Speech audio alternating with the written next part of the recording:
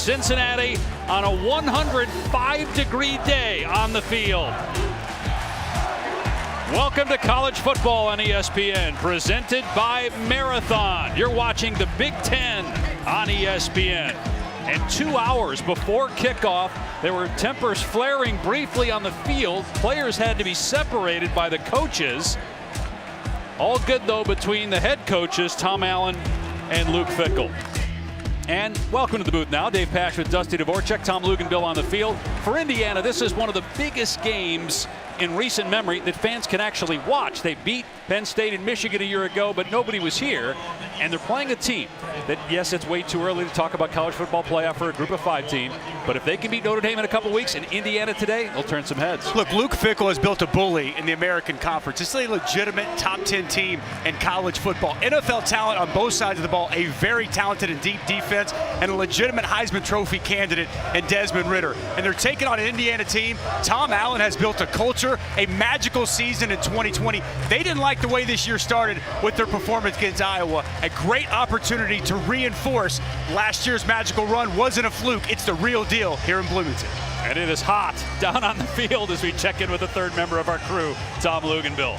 You got it, guys. I'll tell you what, Desmond Ridder is the very definition of player development. It was just over 2 years ago that this was a player that was erratic, he was raw, he was athletic, and now all of a sudden, fast forward, he's a Heisman Trophy candidate, and a legitimate one at that. He's poised, he checks all of the intangible factor boxes, and he's a great runner, but even better passer than people give him credit for. Expect to see the full gamut of the game plan, run and pass, out of this Cincinnati offense today, guys. And we will see Ridder here momentarily. Indiana won the toss and deferred, so Ridder and the Bearcat offense will take the field here shortly. Cincinnati started the year number 8 in the rankings under fifth-year head coach Luke Fickell, moved up to number 7, but then dropped after beating Murray State 42-7, but it took a while for Cincinnati to get going. Indiana, meanwhile, was ranked 17th preseason, but as Dusty mentioned, a loss at Iowa where Michael Penix, the Indiana quarterback, turned it over a bunch, and the Hoosiers were blown out. They've been waiting for this game and talking about it for the last couple of weeks. After beating the Nittany Lions and the Wolverines here last year, Indiana football was back on the map. But the fans couldn't experience it like they can today.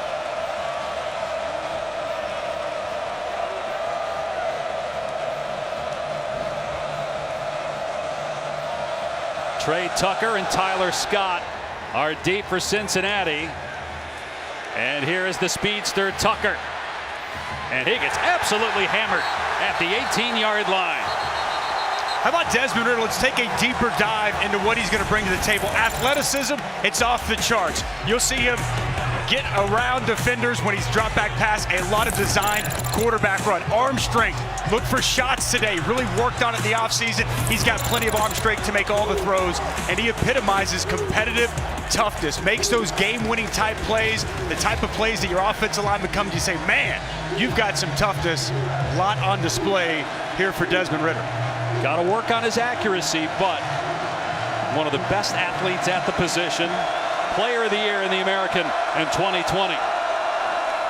On first down, they're going to run it with Jerome Ford, and he's spun down after a pickup of 2 by Ryder Anderson, a transfer from Ole Miss.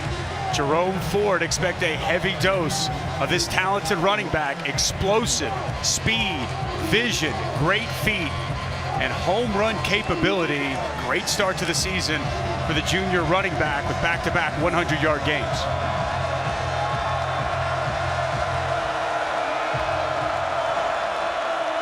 And some movement. Now, Indiana does move a lot on the defensive line to try to get the opponent to jump, and that's what the right tackle Dylan O'Quinn just did. Exactly right, partner. Anticipate and expect. Offense, number 50.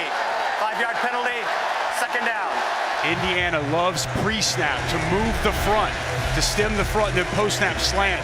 And Jerome Ford, as we already talked about, Micah McFadden, we were told yesterday by Tom Allen, he is the heartbeat of this defense, guys, all over the field making plays. He was a third-team All-America a year ago. McFadden led the Big Ten in sacks. So after the 5-yard setback via penalty, it's 2nd down and 12. Ritter to the air, and the pass is behind Michael Young, incomplete, so it'll be 3rd down and 12. Dusty looking at Desmond Ritter. Right after he released that ball, he knew it, and he put both of his hands down, pushed down towards the ground like, all right, settle down, Desmond, settle down. Now you're backed up. You got the student section behind you. This is what Cincinnati needs to weather here today.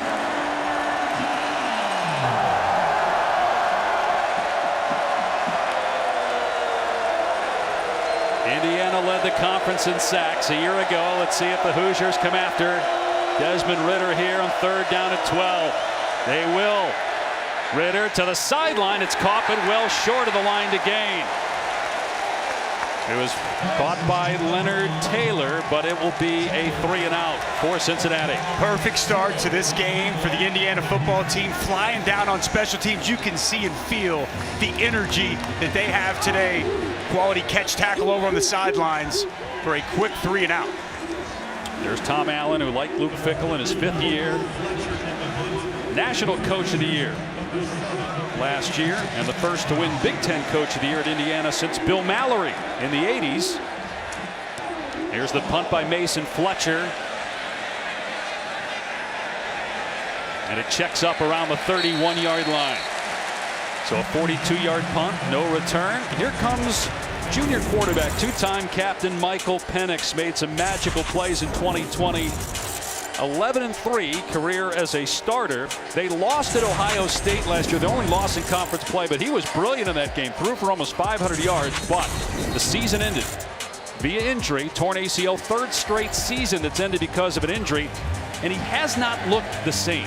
You wonder about his confidence. Is he worried about the leg after what happened at the end of last season? Especially with bodies around him, Dave, right? Stepping into throws, worrying about bodies flying into his knee. They've been working on his confidence here this early part of the season. We'll see if that confidence has grown today. 3 picks, 2 returned for touchdowns week 1 against Iowa.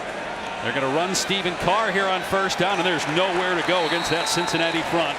Myjai Sanders was there first for the Bearcats.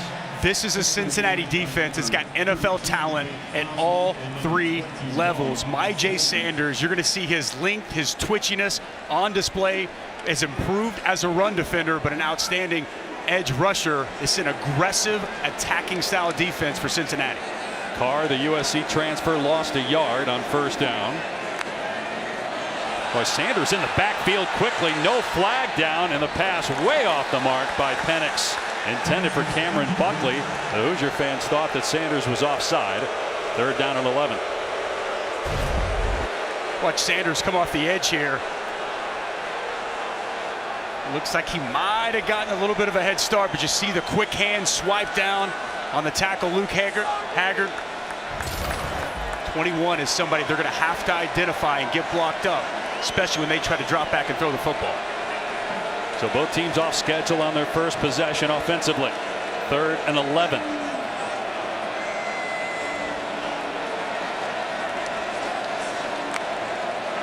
Pressure coming from Cincinnati. Penix from the pocket. Sidearms it incomplete. Trying to hit Buckley. Another transfer from Texas A&M. And both teams go 3-and-out to start the game. You see a lot of pressure on 3rd down. Bodies in front of Michael Penix. He steps into that throw, but low and outside of his intended target. Good stop there for Mike Tressel's defense. New defensive coordinator. Both teams with true freshman punters. This is James Evans. Never played football until he got to Indiana. Played squash and rugby in high school, but he's got a pretty darn good leg. And it's down to around the 10-yard line. What a boot by the 6'1", 220-pound punter. 59 yards. Back to Bloomington in a moment. No score early on.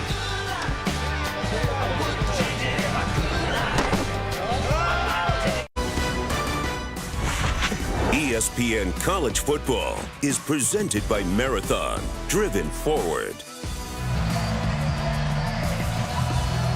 2020 was a glorious year for Indiana football.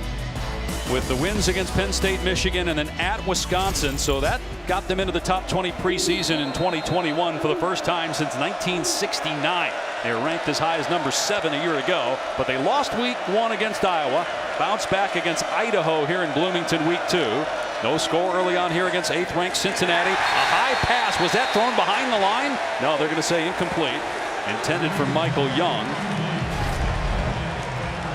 Definitely goes forward. You know, Desmond Ridder, such a rhythm quarterback, and especially early on in games, Mike Denbrock loves to call some easy throws, easy passes, get his confidence up, get him into a rhythm. We've seen him misfire on 2 early passes. The other aspect, when he runs the football, Denbrock told us when he gets hit, kind of wakes him up, and he's ready to play a little quarterback run game here in the near future on this drive. Only got 2 offers coming out of high school, Eastern Kentucky and Cincinnati, by then offensive coordinator Zach Taylor, who's currently the head coach of the Cincinnati Bengals. And some movement. Second time we've seen an offensive lineman come up out of his stance too soon. That was John Williams, the left tackle. False start. Offense, number 75. 5-yard penalty. Second down. Let's say good afternoon now to Matt Berry in the studio. Guys, good afternoon. Happy College Football Saturday. Time now for your Rocket Mortgage Studio update. Now, I know a lot of people are thinking, why is Virginia Tech, the 15th ranked team in the country, an underdog on the road at West Virginia? Well, Lenny Brown gives him 81 yards of a reason why early in his Mountaineers 7-0 over Virginia Tech. An old Big East rivalry game there between Tech and WVU. Cincinnati after another false start, 2nd and 15. And Ridder going to keep it here. Gets knocked down after a gain of just a couple. Good stick by Cam Jones, senior linebacker from Memphis. It will be 3rd and long. Extremely well played. This is a staple of Cincinnati's offense. Just that read zone, quarterback keep, and man, answers there for Indiana. Ryder Anderson all over the dive back on the inside zone, and Cam Jones had the quarterback. Outstanding job in the open field, wrapping up a very elusive Desmond Ridder. Communication continuing to be a problem down here, guys, behind this offense in the back end zone. It is loud.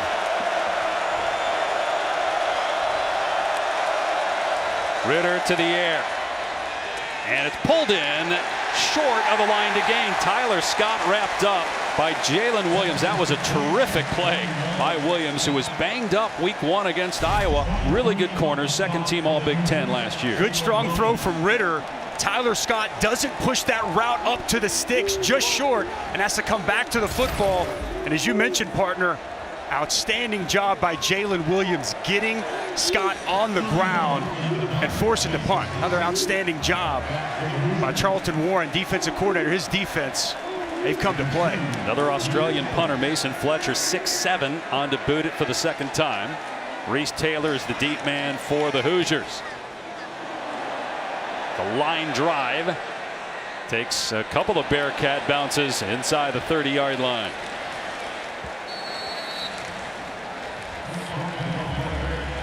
I'm going to call this one of the best matchups you'll see in all of college football this weekend. Ty Freifogel, the best playmaker for this Indiana offense, an NFL caliber receiver against one of the top and premier cover corners in all of college football. Ahmad Sauce Gardner going to play a lot of man-to-man.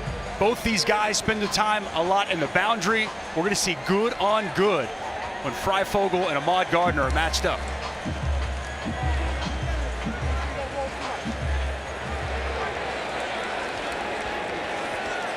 See if Indiana goes with some dink and dunk, easy confidence level throws here for Michael Penix. He's got to get some confidence here. Got Stephen Carr behind him out of the pistol here on 1st down, just outside the 25-yard line.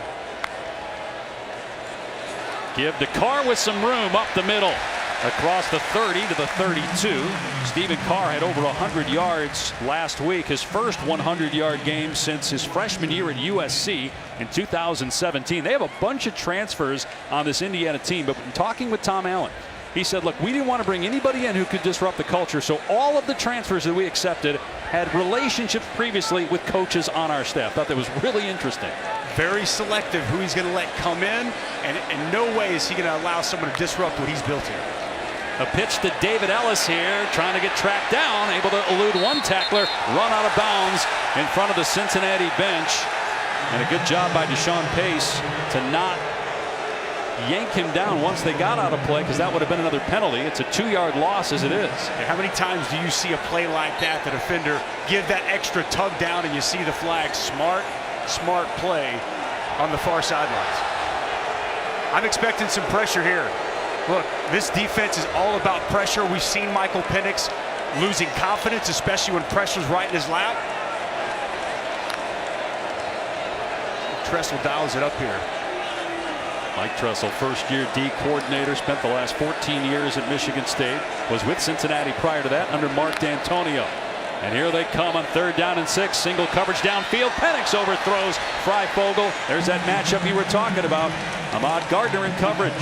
That's a matchup, the pass high and unable for Freifogel to make a play. But as you see, Ahmad Gardner loves to be a physical corner in the boundary, hands on that wide receiver. Freifogel's going to have to win throughout the course of the day to help his quarterback, Michael Penix. Well done by one of the premier quarterbacks in all of college football, Sauce Gardner. So Penix 1 for 4, and that one completion was on that pitch on the end around. Looks like we might have a fake here as they shift. Instead, they just snap it way to the left. Don't see that very often. Here's Montgomery, picked up and dropped at the 35-yard line.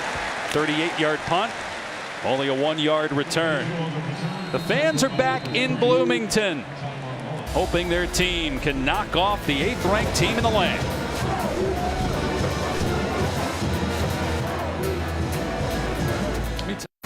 Luke Fickell took over the Cincinnati program in 2017. They went 4-8 that year, but since they've been one of the best teams in all of college football, 33-6 in their last 39 games. They almost beat Georgia in the bowl game last year.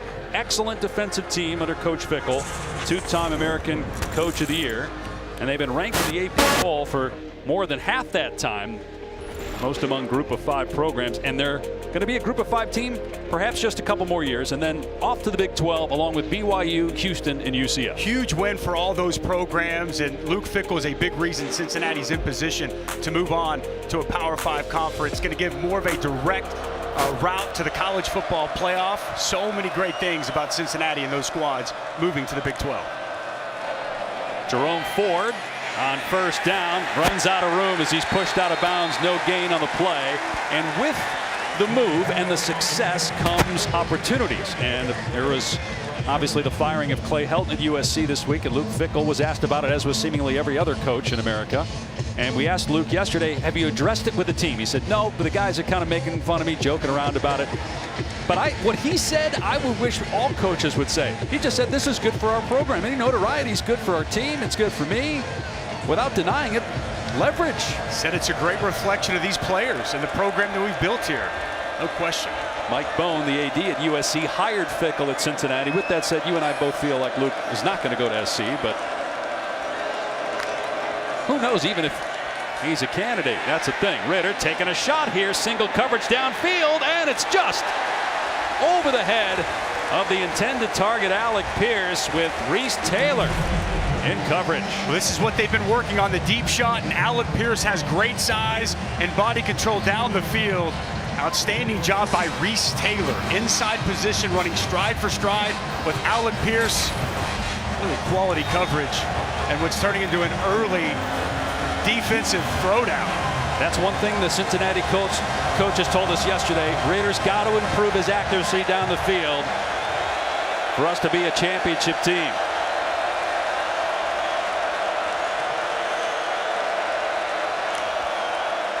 Indiana rushes 6. Ritter off his back foot, tipped and intercepted at midfield. Taiwan Mullen in coverage, and then it's McCrary Ball getting the redirection and the INT.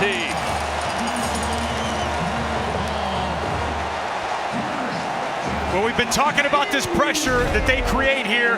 Watch here, and then the looper, McFadden, gets the hit on Ritter as he delivers the pass. Comes clean inside, that pass just outside the outstretched arm of Leonard Taylor.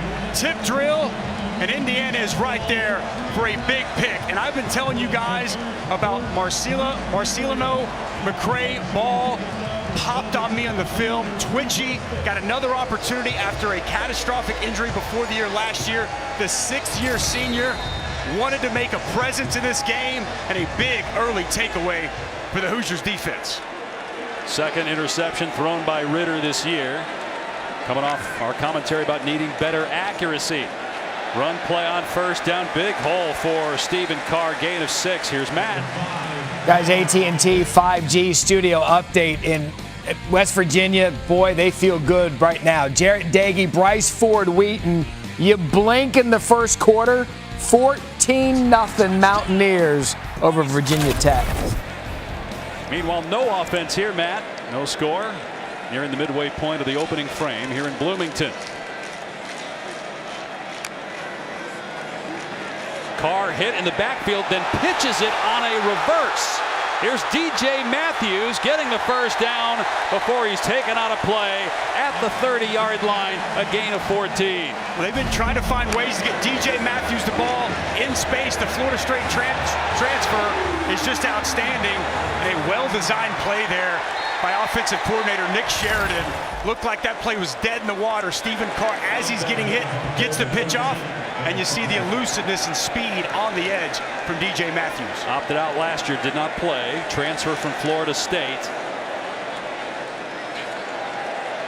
The deepest anybody's gotten here in the first quarter into opponent territory from the 30 of Cincinnati. Here's Carr off the right side. Squeaks through a hole. And down near the line to gain. Come up a couple of yards short. Ty Van Vossen on the stop. That's a good sign for this Indiana football team. Good movement, just a zone play to the right. 72, Dylan Powell was able to get his man cut off, and good movement as you saw that hole just open up, and Stephen Carr, a patient back. Really nice job on first down. Picks up 8, so 2nd and 2 from the 23 of Cincinnati.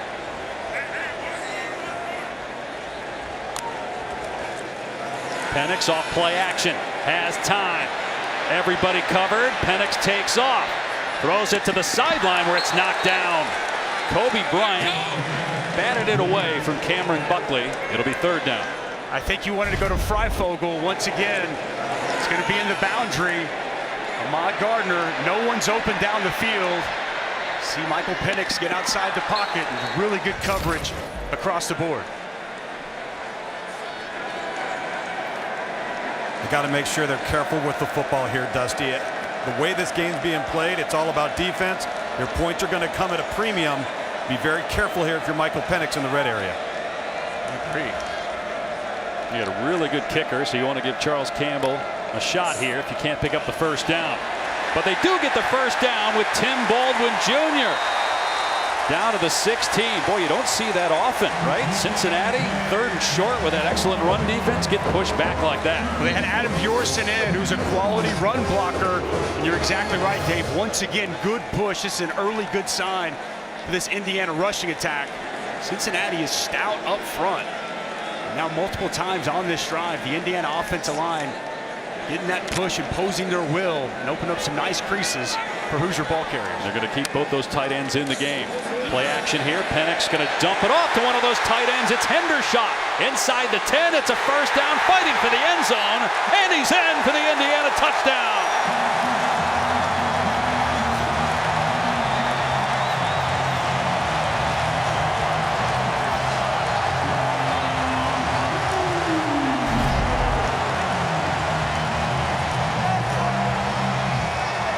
Looks like he's into me, partner. Great balance on the sidelines, fighting through 3 Bearcat defenders, keeps his foot in, stretches the ball out. That's good for 6. And even on that short pass by Penix, that has to help the confidence, right? And he's so much better and more relaxed on the move. Love the play call by Nick Sheridan. Little boot action, easy throw. Good on Hendershot, being outstanding with the ball after the catch. Hendershot, 3rd team All Big Ten last year. He's a big target at 6'5", 260.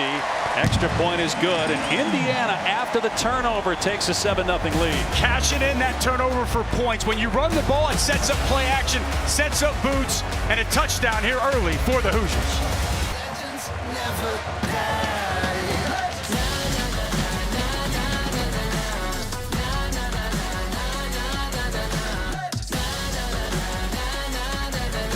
Nick Sheridan, one of the bright young minds in college football, only 33 years old, in his second year as the offensive coordinator, was a player at Michigan, played quarterback, and he got Michael Penix out in space after establishing a run on that last drive. He was impressive talking with yesterday. He had a good game plan, felt comfortable and good about the week of practice leading into this ball game.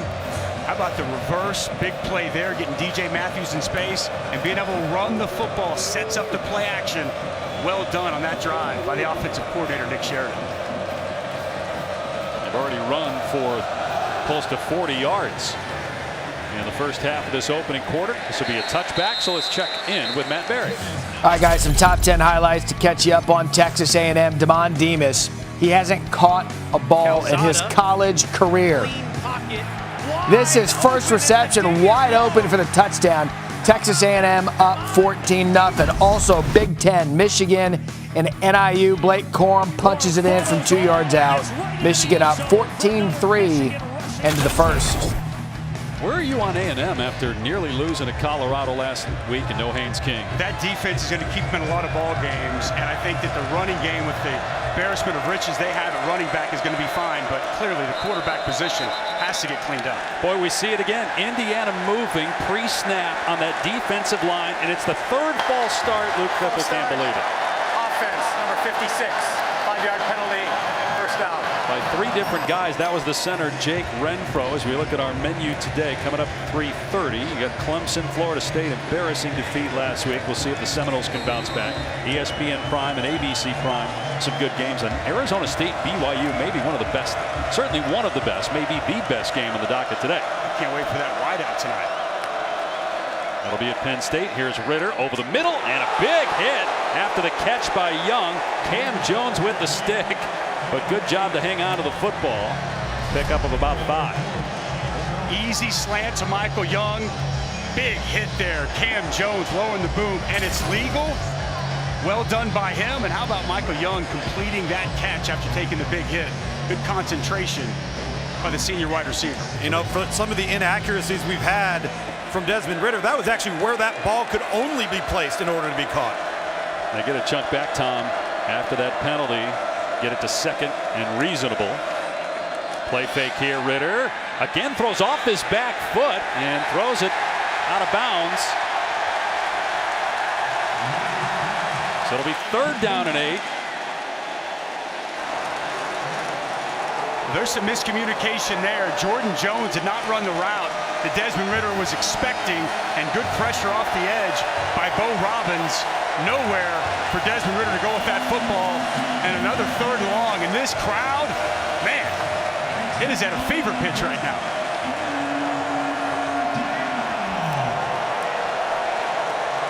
Largest crowd for a non-conference game in well over 30 years here at Memorial Stadium in Bloomington. Ritter, pocket breaking down. Ritter taking off, flips it downfield, incomplete. 4th down. Well, these 3rd downs, Charlton Warren is just dialing it up. You see Cam Jones again, blitz inside. The looper McFadden gets picked up by the running back, but a lot of confusion, it seems, right now from Desmond Ritter and what he's seeing, Tom. Yeah, and just watching Desmond Ritter down here talking with offensive coordinator Mike Denbrock, he's very frustrated. It's kind of coming out in some of his body language. They're having a difficult time managing snap count to silent count, mirroring it with crowd noise, and they just have got to get it straightened out. It was an ugly first half for Cincinnati last week against Murray State. They figured it out in the second half. Obviously a better opponent today. Matthews waiting for it, and a fair catch made at the 32. And time now for Aflac trivia question. When was the last time Indiana won the Big Ten? Here's a hint. It resulted in the only Rose Bowl appearance in program history. Another hint. Dusty, you weren't born. Were any of us alive? I don't think so. There are a couple guys in the booth here that are raising their hands, but we're not. Dave probably was. I was about to say, are you going to raise your hand there, Dave? No, Yeah, Dave. I don't think so, man. Going to divulge that age of yours? Well, if you look at the shot right now of the three of us, You're looking good. the two of you look the same in 2021. Thanks to the ESPN archive team for putting that shot in there. First down for Indiana on the 32-yard line. And Penix going to throw it here on first down. Over the middle behind the intended target and nearly intercepted. He was going for DJ Matthews. Another errant throw by Penix. You know, Dusty, you mentioned that last drive where it starts with the run, the stretch outside zone, and then you come off of that, you got motion coming across the formation. Then you have the bootleg and the naked stuff, getting the quarterback out of the pocket. That's the recipe for Indiana. I don't know if throws between the hashes, between the numbers, is the strength of this quarterback right now. Arquan Bush nearly got another interception, already picked off a pass earlier this season. Pressure off the edge. Penix gets it away on the screen to Carr. Carr trying to find a running lane. He gets twirled to the turf at the 41. Gain of 9. Darian Beavers on the stop. It'll be 3rd and 1. Love this play call from Nick Sheridan. Anticipating an aggressive call there from Cincinnati. Sets up the screen. Michael Penix invited the rush to him. Easy dump down and a nice pickup on 2nd and long. The Bearcats stack in the box. Penix keeping it here. Smart decision. Gets the first down out to the 44. Well, this is such a good decision by Michael Penix. Read zone and watch off the edge. Cook is going to fly down. Penix is going to read that, and an easy keep for him as he dives forward for the first down. Well done by the senior quarterback. He told us yesterday, look, yeah, I'm coming off an ACL, but if I'm going to run it, I'm going to stick it in there. I'm not going to be afraid. And we saw that there. He's had 2 torn ACL, 3 seasons ended because of injury. On first down, he'll hand it off to Carr straight ahead. And he gets dropped after a pickup of a couple by Pace. Dusty, don't you think we need to see a little bit more of that run from Michael Penix, just in the sense that Cincinnati loves to play man defense, and it's tough to play man and account for quarterback run? No question. This has to be an element of this game today for Michael Penix, and I just love the fact that he keeps it there. It's going to give this Cincinnati defense something to think about for the remainder of this football game. Oh yeah, this guy can and will keep it, and is a very effective runner. Tim Baldwin in the game, almost as many carries this season as he had all of last year, just 22 totes a year ago. And they hand it to him here, a flag down. Nice move by Baldwin, getting the first down after he shook a defender. Gain of 10. Well, let's see what the penalty's about. Already seen 3 penalties on Cincinnati for false starts, none yet on Indiana. Will this be the Hoosiers' first? Nope. Offside. Defense number 21 lined up in the neutral zone. That penalty's declined. Result of the play, first down. So undisciplined football so far in the first quarter by Cincinnati. This season, along with their contributions to university's general scholarship funds, for every field goal and extra point made, Allstate will also be donating to the American Red Cross to help with disaster relief efforts. Thank you, Allstate. Dave Pasch, Dusty Dvorak, Tom Luginbill in Bloomington. Look at the rushing so far. Indiana dominating on the ground. Really nice run there by Tim Baldwin. The vision, the jump cut, but something extra for him. Play action. Penix backing up, hesitates, throws incomplete. Hayden Hendershot, the intended receiver, 2nd down. Collision there between Hendershot and Brian Cook.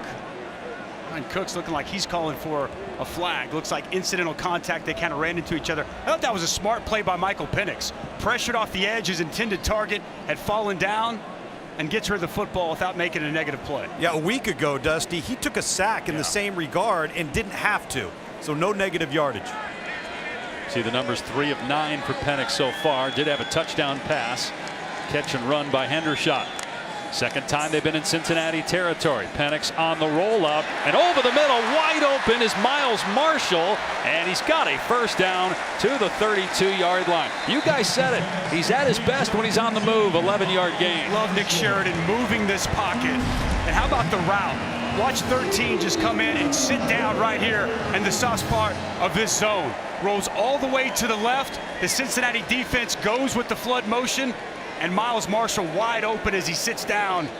Good job by Michael Penix identifying the open receiver, keeping this drive rolling. This is a guy, and we touched on at the top of the show, that threw for 500 yards in Columbus last year as they run it here to Carr, and not much pushback by Pace and Briggs. But Penix has had some iconic moments for Indiana. The stretch out to beat Penn State last year. The 5-touchdown game at the shoe. They lost the game, yes, but he led them to one of their best seasons ever at Indiana. Now he's just got to regain some of that magic, which comes with more confidence. That confidence feels like it's growing and growing by each possession here today, Tom. Well, it does, and I think the more he makes some instinctive plays, the more he's going to forget about any negatives and just let it flow. 2nd and 9 here after the 1-yard pickup by Carr. And Carr again tackled at the 25. So even though they got the 1 yard on first down, they come back with a good run on second down to put them in 3rd and 3. That's a play that Joel DeBlanco typically makes. Unblocked, gets in the backfield. That's kind of that patience that I talked about with Stephen Carr. Doesn't get in too big of a hurry, tough to tackle, and takes what would have been a no gain into a positive gain. And more importantly, now you're in 3rd management. Just outside the 25 of Cincinnati. 3rd and 3. They're going to run it here. It's Carr getting the first down. Briggs on the takedown, but that's a gain of 6 on 3rd and 3. I mean, now we've seen multiple 3rd and short situations that Indiana, trusting this offensive line against the stout Bearcat front, getting push, getting movement, and continuing to churn out first downs. Really well done on the left side of that offensive line for the Indiana Hoosiers. Luke Hager, Mike Kadick, really nice job opening up and paving that hole. 11th play of the drive here for the Hoosiers. They're going to run it again with Baldwin. Able to break a tackle and drag defenders with him to the 12-yard line.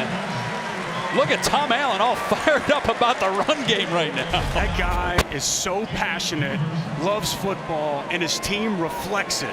Just sitting there talking with him yesterday, everybody's heard the stories. We've seen the videos, the LEO. He had the hair on my arm standing up by the second question. How can you not love this guy? Look at that, man. That is fired up. It's so good. And you said it. The players have taken on his personality. They have bought in big time. And Indiana with a very impressive start to this game, blowing Cincinnati off the ball. The Hoosiers in that first quarter run for 75 yards against that Cincinnati D, and they lead 7-0 in Bloomington.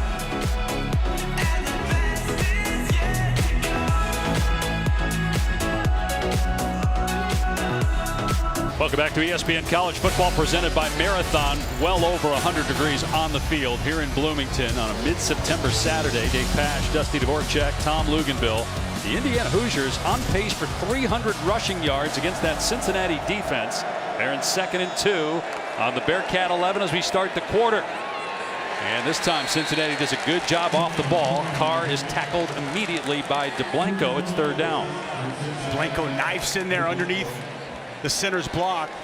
Nice tackle behind the line of scrimmage, but still with the positive yardage on first down, Indiana in prime situation here on 3rd and very manageable.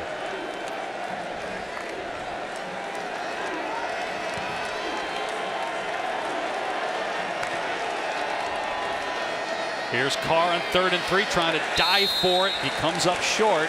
What do? 4th and 1. You taking the points? Or you going? We talked yesterday with Tom Allen about these calls. He's got a call sheet, and they're going for it. Up on the football quick. And quarterback sneak, Penix, second effort. Don't think he got it. Cincinnati was better at the point of attack. He was stuffed initially, fought hard, kept the feet moving to try to get it with the second effort, but he's short. I almost felt like they rushed that. I know they wanted to try to catch Cincinnati off guard. They did, Dusty. You're right. Michael Penix, it didn't even look like he got a clean exchange from the center, and a good job of penetration. That Bearcat front goes low. Penix doesn't receive the snap clean, nowhere to go, and a massive stop for Cincinnati. Mike Tressel, new defensive coordinator, fired up. Here's my thing, guys. This is a game, and we've talked about this, that probably isn't going to have a ton of scoring. So why not, in that situation early in the game, get it to 10-0? I agree, Dave. I agree with you, Dusty. I don't know how you feel about that, but the way that was so forced and rushed right there, points are going to come at a premium. This is a defensive football game. I'm with you. Look, I'm more of a conservative type of guy. I would have taken the points, but Tom Allen had his mind made up as soon as that ball went down. Like, to me, they ran the football knowing we're going for it on fourth down. He wanted to make a statement with that drive, and in the end, it backfires. Cincinnati with a big opportunity, a big stop. Cincinnati will run it as Ford drives forward for about 3 or 4 yards to the 14-yard line, and you wonder, will this get Cincinnati going? They needed something to get them fired up, and maybe that play did, because offensively, I mean, no first downs, a turnover. They've had the ball for less than 5 minutes. This Hoosiers defense. Sideline warning on the Cincinnati bench. This is their first of the game. There's no yardage with that penalty.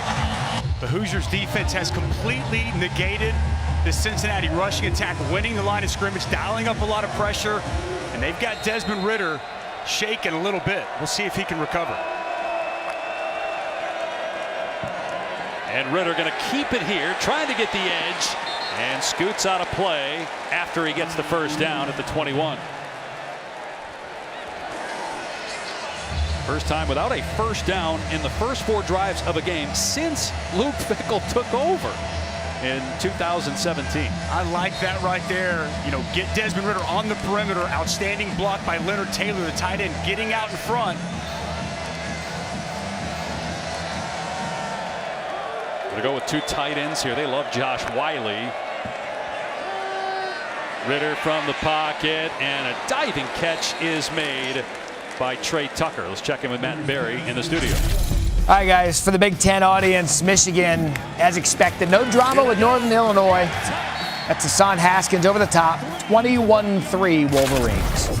After what you guys saw Oregon do to Ohio State, who's the favorite in the Big Ten?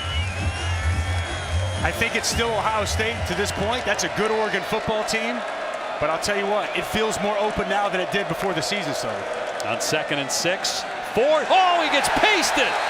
Driven back by Cam Jones and slammed for a loss. Wow, Cam Jones popping the pads today. Watch him just come right up the gut. Unblocked, boom, big hit on Jerome Ford, a powerful running back. We've seen several times today Cam Jones absolutely laying the wood. Very impressive. He also ran into his 6'9" guard, Lawrence Metz, who's in there for Vincent McConnell, the normal starter who's out due to illness. All kinds of issues up front for Cincinnati right now, trying to keep the drive going after the turnover on downs. Ridder in trouble, escapes, now throws, incomplete, 4th down. He was going for Leonard Taylor. Good D by Raheem Lane. Well, it starts with the pressure. How about Ryder Anderson off the edge? And then it's McFadden again having a presence and pressure inside. Ridder off balance and excellent coverage down the field by Raheem Lane, getting that left hand in for a pass breakup. Ferocious defense out of the Hoosiers to start this ballgame. So Cincinnati gets a first down, but then has to punt. So Indiana will get it right back with DJ Matthews, the deep man. Mason Fletcher, the true freshman punter, has been busy here early on.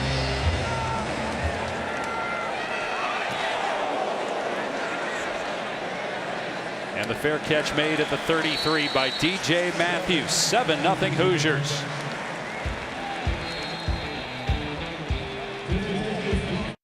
Welcome back to Bloomington, where Indiana leads Cincinnati 7-0. Answer the Aflac trivia question. The last time Indiana won the Big Ten, also the one time they played in the Rose Bowl, neither of us were born. None of us were born on this team. 1967. And Tywan Mullen, when he was being recruited out of Fort Lauderdale by Tom Allen, wrote this down and signed it.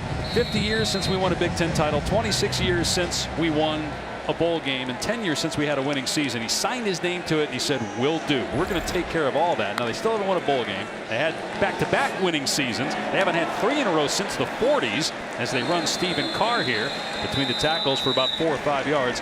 Tywone Mullen, who a very impressive young man. We met with him yesterday. His brother Trayvon plays for the Las Vegas Raiders, and his first cousin is Lamar Jackson, who played against the Raiders on Monday Night Football. Talent-rich football family. Bet that was some pretty good games of some street football, as he was telling us about. What I loved, he wanted to come to Indiana to change this program.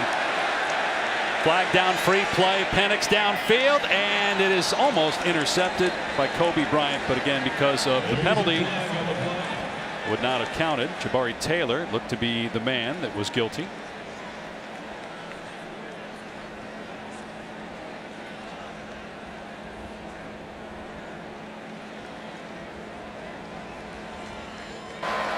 Offside. Defense number 90. 5-yard penalty. 2nd down. So basically, with what we're saying with Tywone Mullen, he is kind of a snapshot of the entire roster and the type of players that Tom Allen has brought in to build this program back up to where it was under Bill Mallory, and maybe even go beyond and get to that Rose Bowl. They were close to playing in the Big Ten title game a year ago. Already lost a game to Iowa week 1. 2nd and 1. They're just going to pound it. And they get the first down as we check in with Matt Berry back in the studio. Guys, Miami kind of a sleepwalk early against Michigan State. Then the Oklahoma transfer Charleston Rambo takes over. 5 receptions, 70 yards, and a touchdown on this drive alone. Miami takes the lead 7-3 in the second. All right, Matt, here it is 7-0 Indiana. It feels like it's worse, although they did go for it and did not get it inside the 15-yard line of Cincinnati on the last possession. Bearcats have barely had the ball here in the first half. Penix dropping back, looking downfield, got a man, and it's caught inside the 30 by DJ Matthews. Well, they acknowledged to us they wanted to start getting DJ Matthews involved.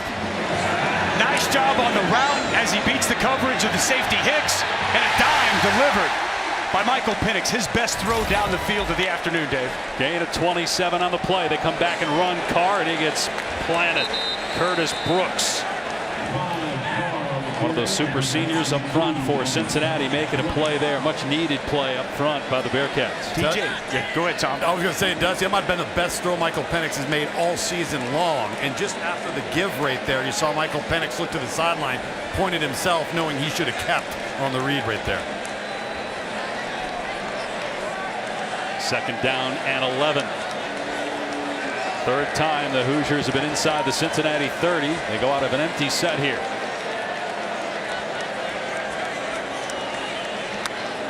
They bring Ellis in motion, and then it's a shovel pass to Hendershot that Cincinnati is all over. Van Vossen on the stop. It's 3rd and long as you look at the games coming up later today, including Auburn, Penn State tonight on ABC. Bo Nix. I'll be intrigued to see what he does on the road, that hostile environment. Darian Beavers, very important player. The Cincinnati defense is shaken up. So we're going to step aside for a moment. Big 3rd down for Indiana, up 7-0 when we come back.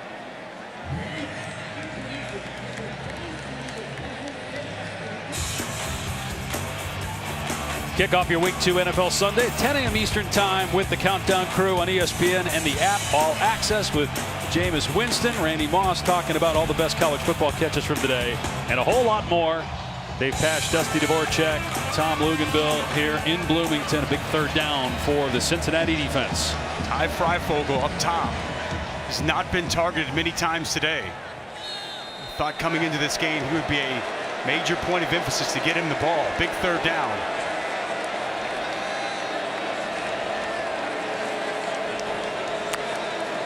Penix to the air. Pressure coming, gets the pass away. And what a catch as Matthews loses his lid. He gets drilled by two safeties, Hicks and Cook, yet hangs onto the ball to move the chains. How about Michael Penix under duress, falling away, and delivers a dime. Strong hands and concentration to complete that catch by DJ Matthews. Been such a big piece of this first half for Indiana. And Penix took a shot there as well. And he's feeling it, you could tell. They go empty here. Some confusion. Indiana offensively. They're getting the play clock reset here, Dave. I think it's what Penix was hoping for, and I think the official's going to give it to him. That play that we saw from Michael Penix, we saw all last year. He didn't make that in the first two games. No. I think it goes back. We did not reset the play clock when the player's helmet came off. We'll reset it to 25 seconds. And Matthews has to lead the game for one play, by the way, because of that. Go ahead. Back to that first scoring drive when we saw him get outside the pocket, make an easy throw. His confidence, it's through the roof right now.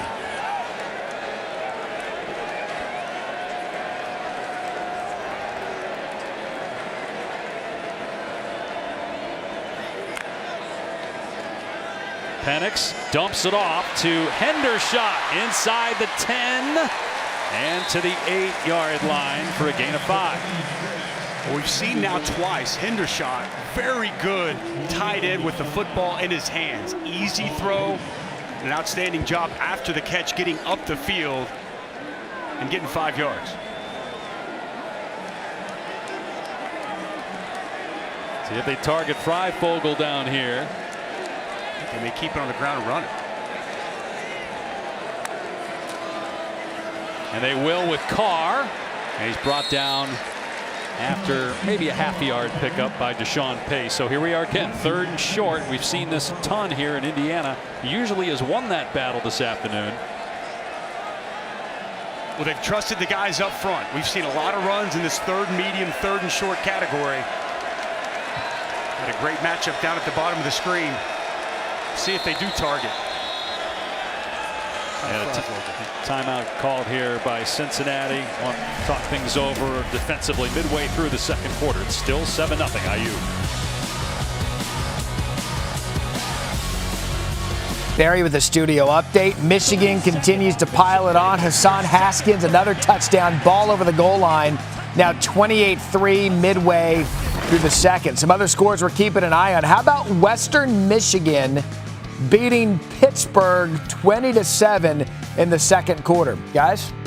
We had Pitt last week, Matt, and Tennessee played an excellent game against them, but definitely a surprise in that score right there. Here it's 7-0 and a critical 3rd down by that Cincinnati defense again. Penix with time, throws end zone, and a one-handed interception. What a great play by Brian Cook. So that's twice now, consecutive possessions. Indiana's inside the 15 and comes up with nothing. Now there is a penalty marker down on the far side of the field.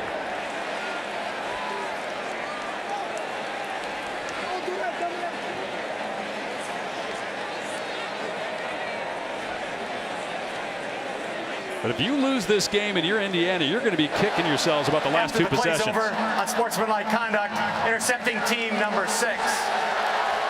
That penalty will be half the distance to the goal from the 20 to the 10. It'll be 1st down, Cincinnati. Well, Brian Cook's the one that's going to get caught for the unsportsmanlike. Michael Penix has to put this ball outside where only his tight end can make a play. Put it outside. Hendershot had a step on Brian Cook, throws it behind him, and a very athletic, big-time interception from Brian Cook. I think his arm got hit as he threw the ball. I don't know if you guys can run that back again, but there was contact right as he threw the ball. I'll say this, though, Dave, and I was standing right behind the throw, looking him dead in the eyes. He threw the ball without even looking. And I think that's where the problem was with the accuracy. To your point, Dusty, if he places the ball low to the outside, he might have a touchdown. Yep. But he didn't even look at him.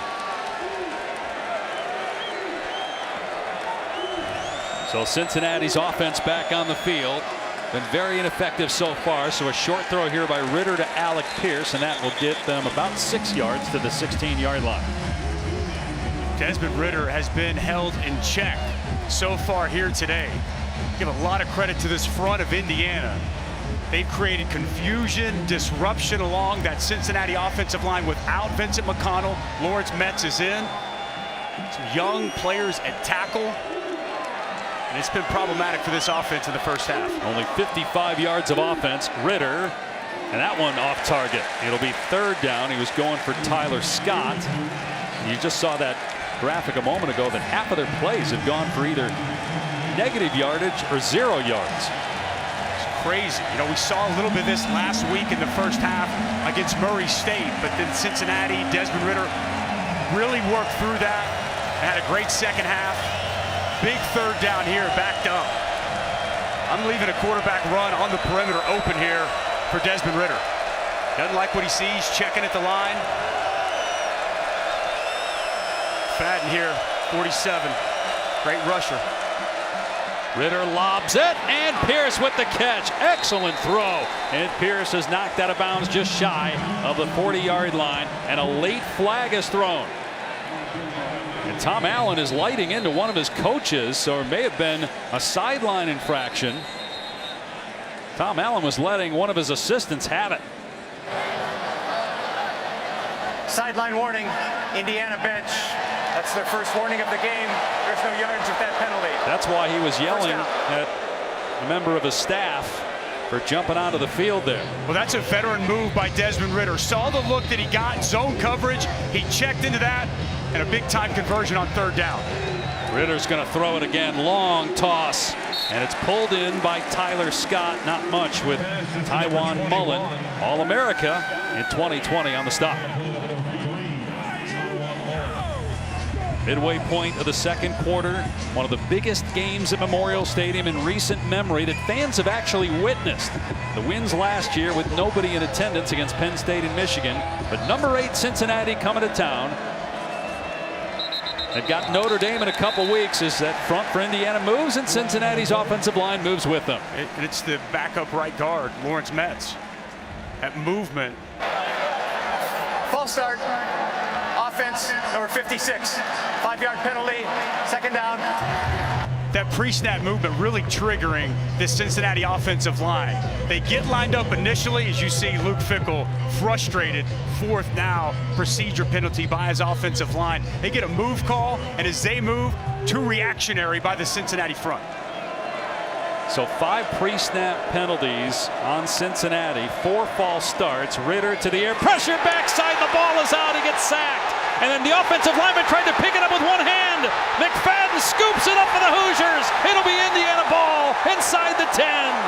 Ryder Anderson with the forced fumble.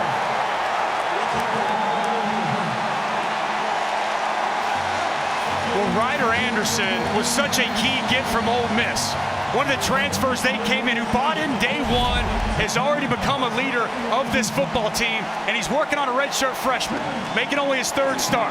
And this is a highly experienced guy. You see the hands, the rip gets up, doesn't just get the sack, gets the ball out with the big hit on Desmond Ridder, and then a mistake also by the redshirt freshman, John Williams. You jump on that ball. You don't pick it up with one hand. You get on the football, and it's the heartbeat of defense. Micah McFadden knocking it loose, picking it up, and the Hoosiers in prime-time field position. The bottom line, Cincinnati's been an absolute mess here in the first half, but they got another chance still here on quick change to come up with a stop. They're only down 7-0.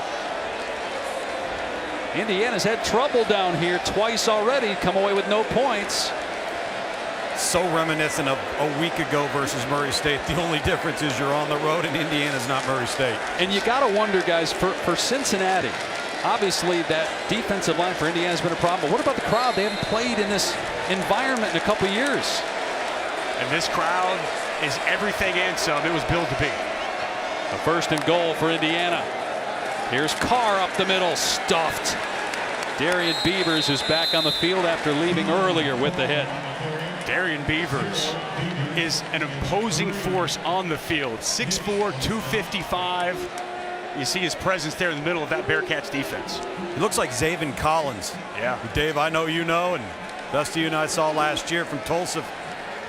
Just a big monster defender. 1st round pick out of Tulsa by the Cardinals, 2nd and goal. And Penix on the rollout, holding onto the ball, now throwing it, and he's got Carr for the touchdown.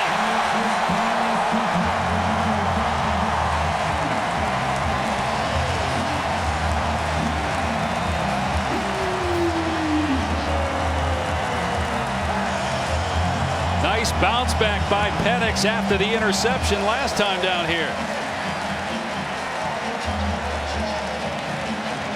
Second takeaway for this Hoosiers defense. Second time the offense is cashed in for 6.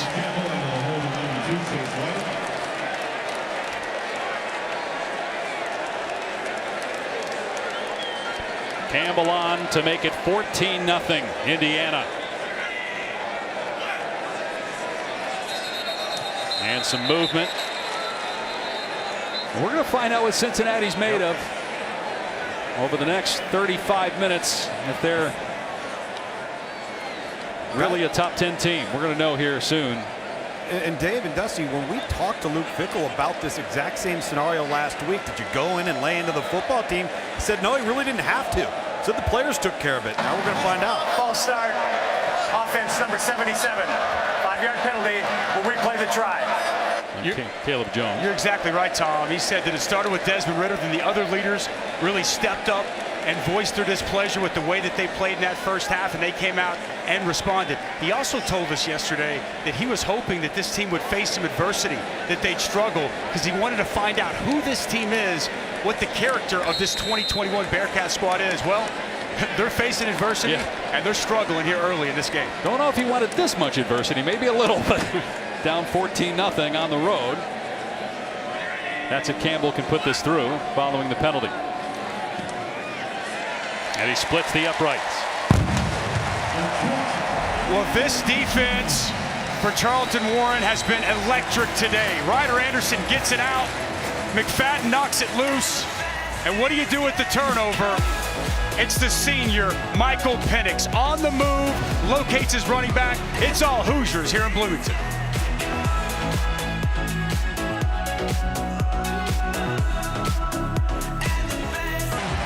Well, here's the touchdown. Boot action, man-to-man coverage, and Deshaun Pace 20. He's right where he needs to be.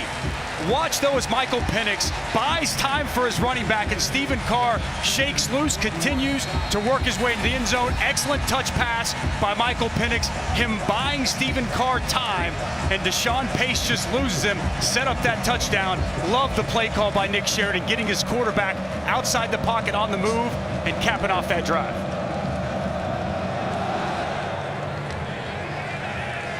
This will be a touchback. Cincinnati will start on the 25. Let's check in with Matt. All right, guys, coming up on the Lexus halftime report, that classic rivalry between Oklahoma and Nebraska. Oklahoma struggling in the first half. Plus, Virginia Tech is getting absolutely pummeled against West Virginia. We'll have highlights of that. And Miami, they're struggling with Michigan State. ACC, kind of a rough start to start the day. Jesse Palmer, Joey Galloway join me coming up on the Lexus halftime report. Pitt was struggling as well against Western Michigan. Cincinnati hasn't trailed by 14 points in almost 2 years, a game they lost against Memphis. Been a rough start for Desmond Ridder. 7 of 15 and an interception, and now another false start. This just doesn't feel like Cincinnati football. Undisciplined. False start. Offense number 74. 5-yard penalty. First down. Handful of false starts. An offensive lineman tries to pick up a fumble with one hand. Catch the next UFC Fight Night on ESPN Plus tonight from Las Vegas. Michael Smith, Ryan Spann, main event starting at 7 Eastern time. To get ESPN Plus, go to ESPNplus.com or download the ESPN app. So it's 1st and 15. 5 minutes to go in the opening half. The Bearcats run the ball. There's nothing there off that left edge. Cam Jones stuffs Charles McClellan after a 1-yard pickup. Cam Jones, the pads are popping as he is isolated one-on-one. It's him and McClellan. I mean, that's a picture-perfect form tackle, bringing his hips. He has been outstanding here in this first half for this Hoosiers defense. -13 rushing yards.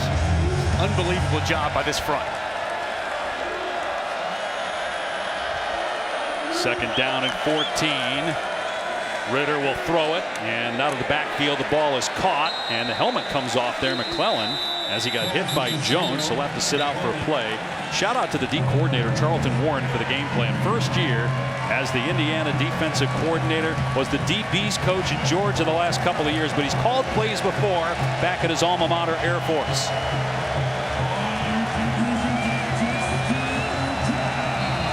Very impressive when we talked with Coach Warren yesterday.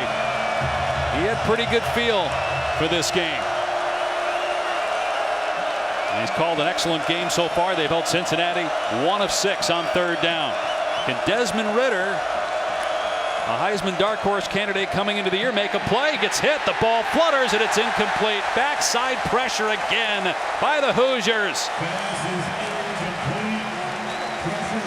Well, this time it's Jaron Handy.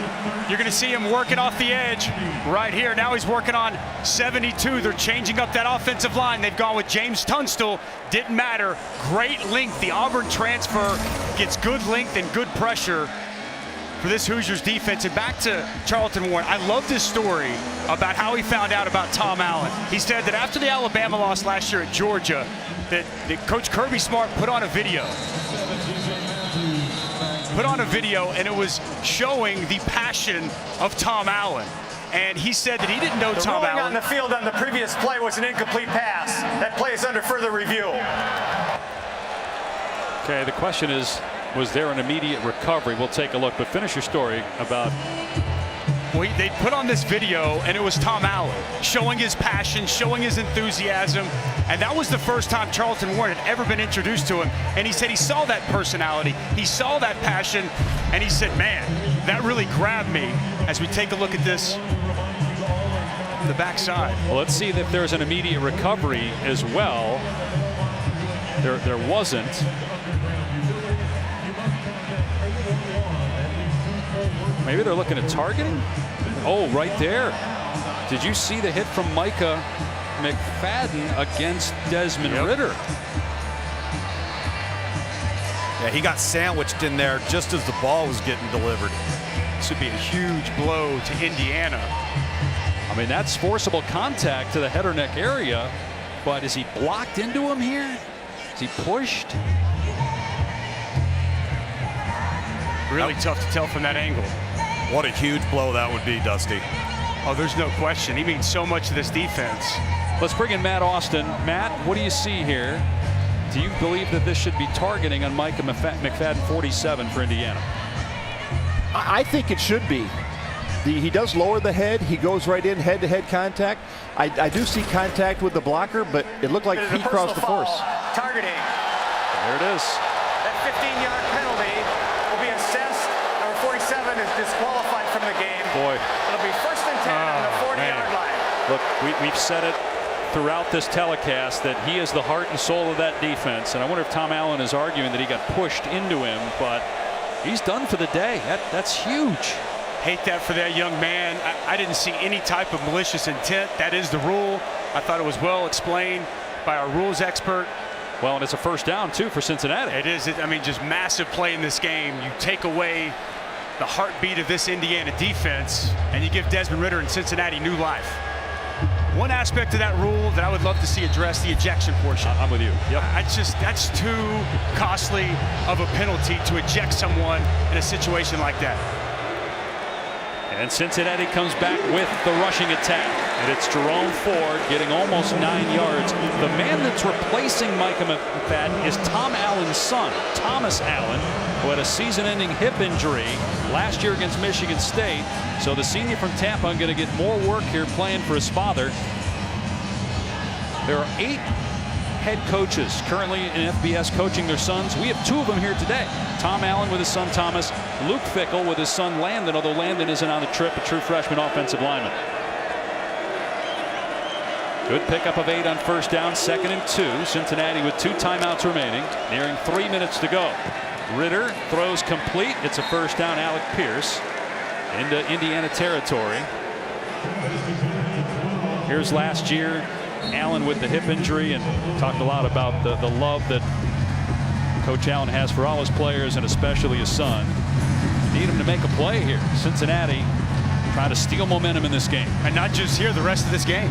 I mean, he's going to be a crucial piece of this Indiana defense for the remainder.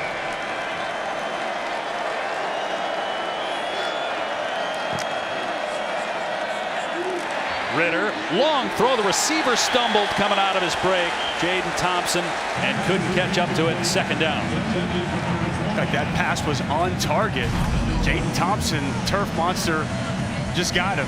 Jaden Thompson, a promising sophomore, with the ability to go up and get the football, but couldn't keep his feet there. So explosive, he knocked himself down. It's kind of like you, Tom. Exactly.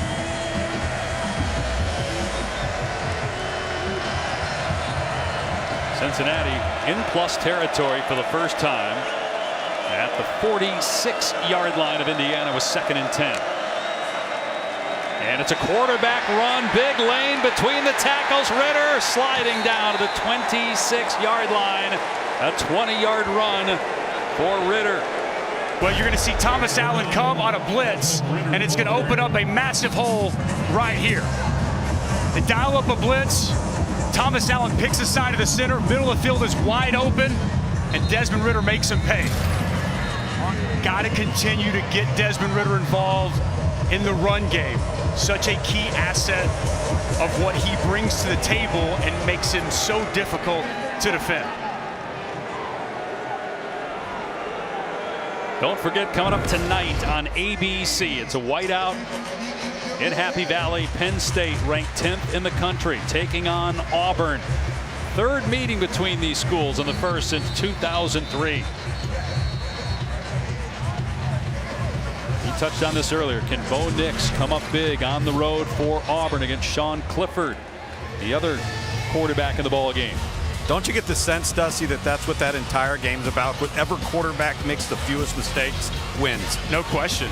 Absolutely. And Sean Clifford, he's got an advantage, right? He doesn't have to go against that hostile crowd. Yeah. It's going to be an awesome scene tonight for Fowler and Herbie. Meanwhile, Cincinnati trying to take advantage of that personal foul targeting that got Micah McFadden, the best player on that Indiana defense, ejected. His replacement, Thomas Allen, just giving up a 20-yard run on that last play. So first down, Ritter with time over the middle, and it's caught inside the 10-yard line is the tight end Leonard Taylor. It'll be 1st and goal for the Bearcats. Well, a size discrepancy there. Reese Taylor, just 5'11". That's a 6'5" target, and a good throw on time and in rhythm from Desmond Ritter. Here's Ford, upended at the 4-yard line. Pickup of a couple there for the Alabama transfer as we near 2 minutes to go here in the first half. Just an inside zone.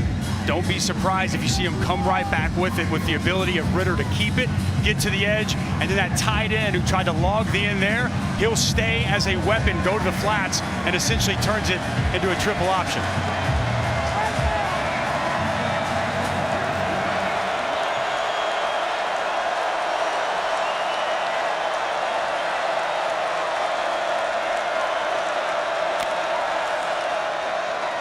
It's Ford again, bounces off of a tackler and drives the feet forward into the end zone. Touchdown, Cincinnati. What a huge momentum shift as the Bearcats cut the lead in half, obviously with the extra point. Well, Josh Wiley's going to come across, and he's going to get a nice block in here, but really this is all about Jerome Ford. His physicality as a runner, so tough to tackle. And you see McCray Ball try to get him down at the goal line. No chance of that happening as Jerome Ford had a full head of steam. Huge score for this Bearcats team. And again, it started with the Micah McFadden personal foul penalty on 3rd down. The defense was off the field. It wasn't just a personal foul, it was targeting, which means McFadden is ejected. And Cincinnati moves right down the field and scores after that. See him come on a pressure package. Such a good, skilled blitzer. Pressure from the backside. McFadden catches him in the helmet, which instituted the targeting. Wasn't called on the field. replay said it was targeting, and Jerome Ford caps off that second opportunity the Bearcats offense had. Prior to that, Dave, that Bearcats offense had done nothing. Right.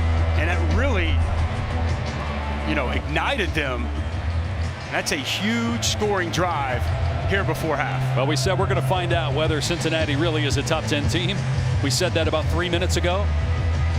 To bounce back like that, come with a scoring drive, and now Tom Allen trying to get his troops fired back up. But some missed opportunities in the red zone by Indiana. They elected to go for it on a 4th down earlier when they could have had an easy field goal. They didn't get it.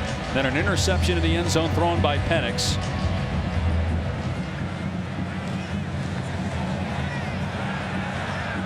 Hewitt will let this one bounce out of bounds. Excellent field position for Indiana, and the Hoosiers have 2 timeouts. Week 2 Monday Night Football, Lambeau Field. What happened to the Packers? Week 1, can they bounce back against the Lions? Kicking team number 91. Monday Night Countdown starts things at 6 o'clock. First down, Indiana. Kickoff at 8 Eastern, 5 Pacific on ESPN, ESPN Deportes, and the ESPN app. Jared Goff traded for Matthew Stafford. Goff had big numbers, but the Lions lost to the 49ers. Rodgers did not have good numbers. You would think based off that first game, there's some type of issue with Aaron Rodgers and his club. Like maybe he's been away from the team. That was as poor as I've seen Aaron Rodgers play. So Indiana with the ball at its 35-yard line. Plenty of time to get some points going into the locker room.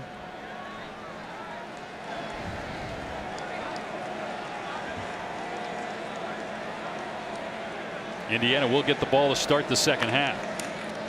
They're going to run Baldwin here. Nowhere to go. Lassoed in the backfield for a loss by Malik Vann. Good hands getting off the block of the massive offensive tackle Caleb Jones.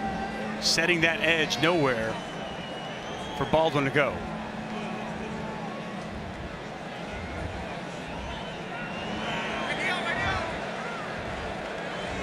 Second down at 12. Indiana looking like they're just going to run this out, try to get into half with the lead. Cincinnati's offside again, so they got a free play. Penix to the sideline, and a catch is made by Freifogel for a first down that'll stand. And now if you're Indiana, you want to go a little bit quicker, right? Absolutely. Got that first down. Now you're middle of the field. Timeouts to work with. No question. Now foot on the accelerator after the completion. Offside. Defense, number 42. That penalty's declined. Result of play, first down. Right, would have been the 8th penalty on Cincinnati. Most of those have been either false starts or offside calls. First catch of the day for Ty Freifogel. He's working down there on Ahmad Gardner. Told you about that matchup to watch. Freifogel finally gets himself a win and a nice pass from Penix. Clock started on the ready for play. Down to 40 seconds. Penix pump fake. In trouble. Wrapped up. Gets rid of the ball. And it's intercepted at midfield. Second interception of the day. This is Arquan Bush. And Cincinnati, with 27 seconds left and a couple of timeouts, has the ball in Indiana territory. Well, it's Myjai Sanders. We haven't called his name much today. One of the premier pass rushers in college football. As you'll see him working off the edge here, he's going to be able to get home. And it didn't rattle Michael Penix. He stood strong, but made a mistake trying to make something when nothing was there. Pressure all around him. Stands up, just tries to get rid of the football. An extremely athletic play by Arquan Bush. So Cincinnati has time, has momentum. Tell you, Dusty, you just can't throw the ball late over the middle. It's one of those where you wish you just took the sack, right? Yeah, just eat take it, the sack. Live the play the next down. Maybe you take a shot right here if you're Desmond Ridder. Their kicker, Cole Smith's career long is 50 yards, so you got to get to around the 30 to 35 yard line. Ridder from the pocket, throwing it deep, and it's caught inside the 20 by Pierce. They're in the red zone in one play and in field goal range. Well, that's their vertical threat on cue. Good call by you, Tom. 6'3", 213, puts it up high. good body control and concentration to go up and pluck that out of the air. Boy, since the penalty against McFadden, everything has changed here in this game. You see here Alec Pierce working out of the slot, zone coverage. Safety can't get over the top in time, and an excellent throw by Desmond Ridder. And where defensively is the leadership going to come from? From Indiana, with McFadden out of the game, I'm sure the teammates shell-shocked. Cincinnati, a top 10 team, has just stormed back into this game.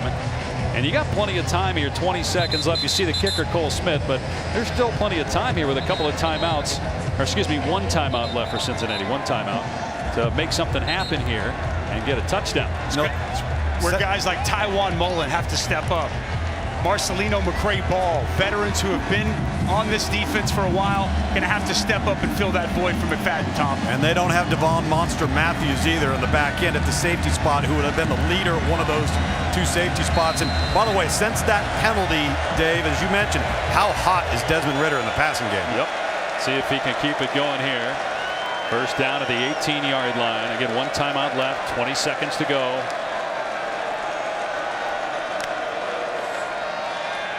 Ridder with time as his tight end Wiley dumped at the 14. Luke Fickell will use his final timeout. So how do you handle this here? 13 seconds left. You're out of timeouts. You get one shot to the end zone and kick it? Yes. One shot, can't take a sack. I think that's what's going to be talked about over on the sidelines. Just a good reminder to Desmond Ridder. You're okay, no reason to panic. We don't need to do anything too quickly. But you cannot take a sack, and I think you're talking to your wide receivers. If you catch the football inbounds, you've got to get inbounds. I think out-breaking routes or something into the end zone here on this second down. Keep in mind, Indiana gets the ball on offense.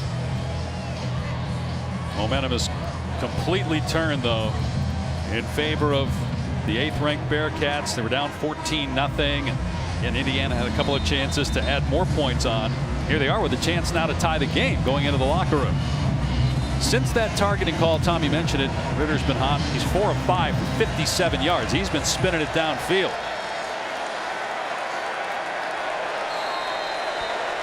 This is the go-to guy on deep shots, Alec Pierce.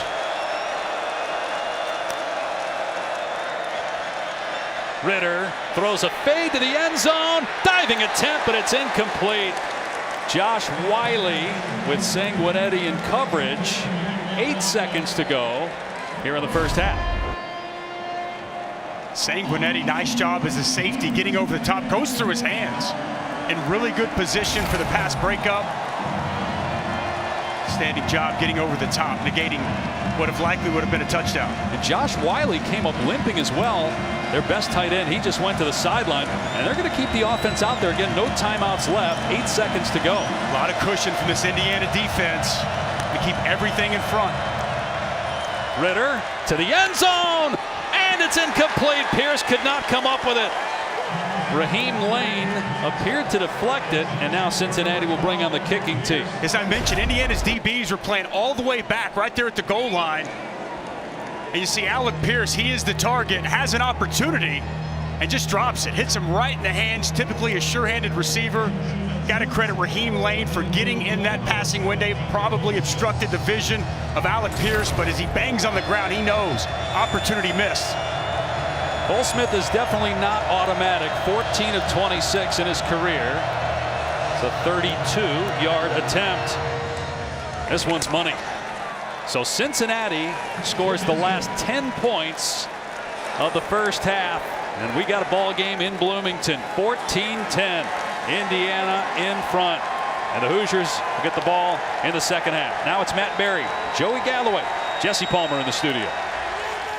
Guys, thank you. Time now for the Lexus half. A top 10 team in trouble perhaps on the road as we welcome you back to ESPN College Football presented by Marathon and the Big Ten on ESPN.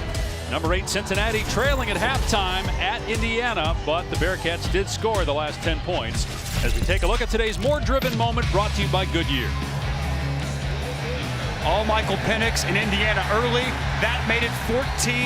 That was the early scores, up 14-0. And then this the play of the game to this point. This play brings out the leader of the defense, Micah McFadden, gave this Cincinnati Bearcat offense new life. They cash in for a touchdown. A late interception by Michael Penix, trying to do too much, forcing the football. Great play by Arquan Bush, led to a field goal, puts us at 14-10. Micah McFadden, we've said it, the heartbeat of this defense, a different game partner whenever he left the field. And we said at the time, we're going to see if Cincinnati is really a top 10 team. Based on what happens after trailing 14-0, it was an excellent response. They have all the momentum in the world. We'll see if Indiana can get it back now, with the Hoosiers starting the third quarter on offense. Sold out crowd at Memorial Stadium. First time since 2017 when Michigan was here, and it's the largest crowd for a non-conference game since the 80s. Ball has come off the tee a couple times, although there's no wind here. It's just hot and humid. Temperature over 100 degrees on the field.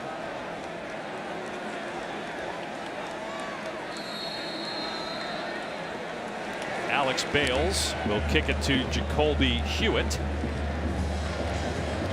Indiana 1-1 on the season, a loss to Iowa week 1, which knocked them out of the rankings. They were 17th preseason, ranked in the top 20 for the first time since 1969. And Hewitt will run it out here for the Hoosiers, and he's in trouble.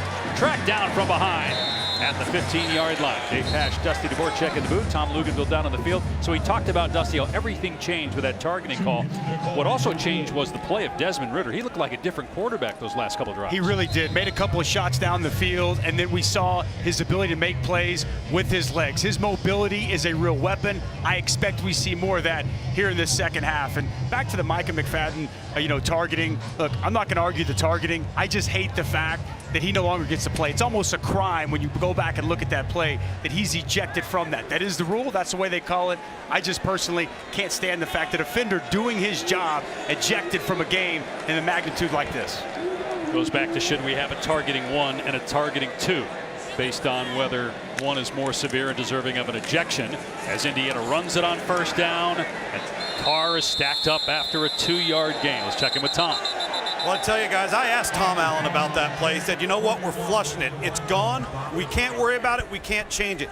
They can't let momentum carry over into the second half. He said halftime was the best thing to happen to us because it slowed everything down and it put a stop, hopefully, to Cincinnati's momentum. Good start for Cincinnati on the first play as the sun comes back, creeping out from beyond the clouds here in Bloomington, adding to the heat and humidity down on the field. They'll run Carr again, and that hole closed quickly because of Darian Beavers. Again, making a play. The Cincinnati defense has even stepped up since the targeting call in McFadden for Indiana. You referenced it there, partner. Good push on the left side, big gaping hole. We talked about Darian Beavers, his size and ability to make up ground. Nice job closing that gap up and keeping it to a minimal gain. That was really the key for Cincinnati in the first half, their ability to establish the line of scrimmage and run the ball. Indiana putting it on third down in the first half. I know it's early in the quarter, but feels like a must here to try to get some momentum back. Instead, they got to burn a timeout. There's plenty of time on the play clock, so perhaps a personnel issue there for Indiana, having to burn a timeout this early in the second half. Our Saturday night football game presented by Capital One on ABC and the ESPN app. Auburn on the road against a Big Ten team for the first time in like 100 years, taking on Penn State. Nittany Lions ranked 10th. It'll be a great scene, as we saw on game day with Saquon Barkley as the guest picker, and obviously he went with Penn State. We look at our Wendy's weekend wake up with this matchup. A lot of defense tonight, Dave. My kind of football. Like that Auburn defense so far. Brian Harson's done a nice job. First 2 games, they haven't played big-time opponents, but they've handled them as well they should. It's going to be an awesome scene tonight. Harsin coming over from Boise State.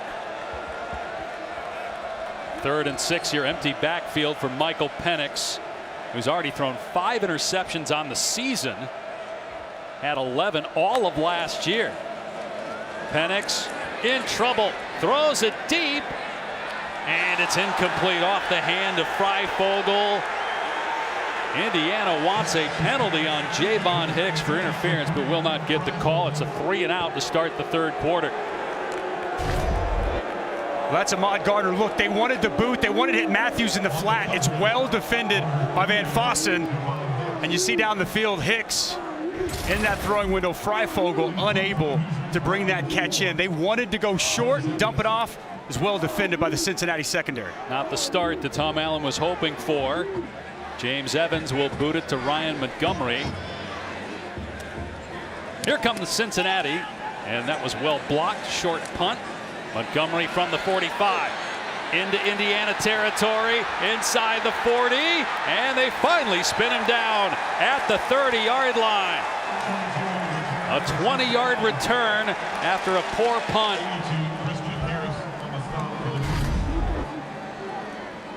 Poor punt. Return team unable to get down the field in time. Nice job in the open field. See the vision, the cutting ability of Montgomery. Prime real estate for the Cincinnati offense. And that momentum that they had going into halftime, I feel like it's still rolling here for Cincinnati starting the second half. So after a slow start for Desmond Ridder, completed 9 of his last 15, 98 yards. 22-year-old senior quarterback, conference player of the year in 2020, trying to put Cincinnati in front here. Maybe taking a shot off play action. Things are covered downfield, so Ridder takes off, trying to outrun defenders, and he tiptoes the sideline out at the 24. That's a gain of 6 on the play for Ridder. He's a strider. Like it's deceptive speed, but that's Thomas Allen, who's got to set that edge and force him back inside to his defensive help. Nothing down the field for Desmond Ridder, and he's just able to get to the edge and pick up something where there was nothing. You saw a young lady took a shot to the face there, and actually Desmond Ridder checked on her as soon as he got up. Wow. Hopefully she's all right. Second down and 5, swing pass Ford, and he's got a first down, turning on the burners. Good tackle by Sanguinetti, but it is a first down, and a flag is down at the 23-yard line.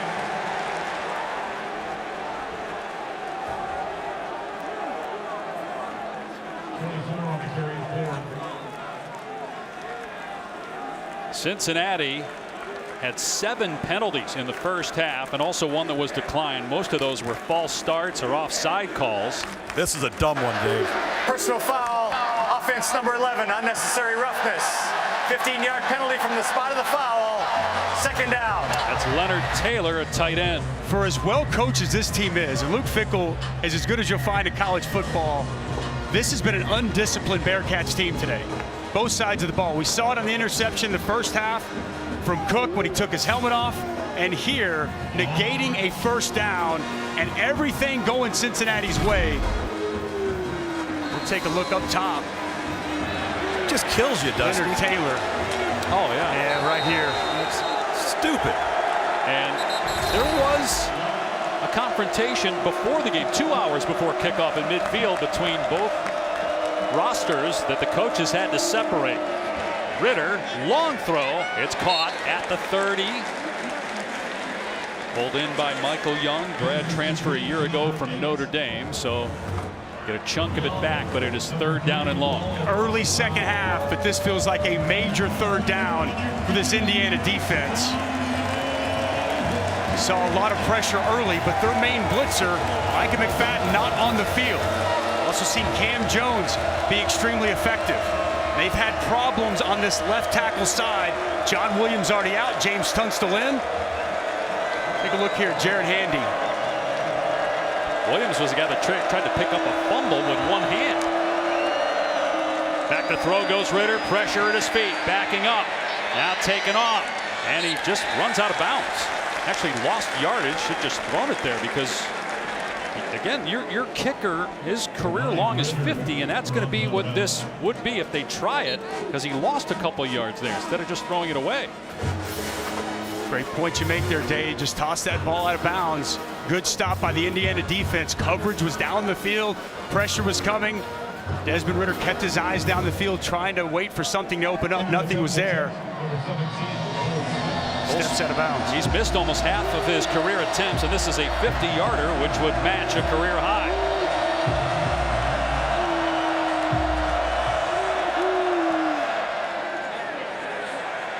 Off the upright, no good. You wonder with that hook in at the end, if it's 2 yards closer, maybe it's good for 3 points.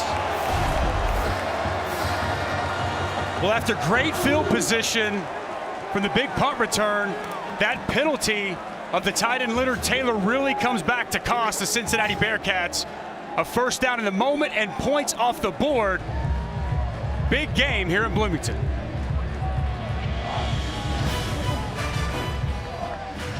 What is Ritter? So Cincinnati wastes that excellent punt return because of a personal foul penalty on Leonard Taylor, and then Desmond Ritter makes a mistake stepping out of bounds instead of throwing it away. It cost him a couple yards, and maybe that was the difference on that field goal that hooked at the end and hit the upright. So Indiana gets a little momentum here, but a penalty marker is down. Flinch on the right side is what it looked like.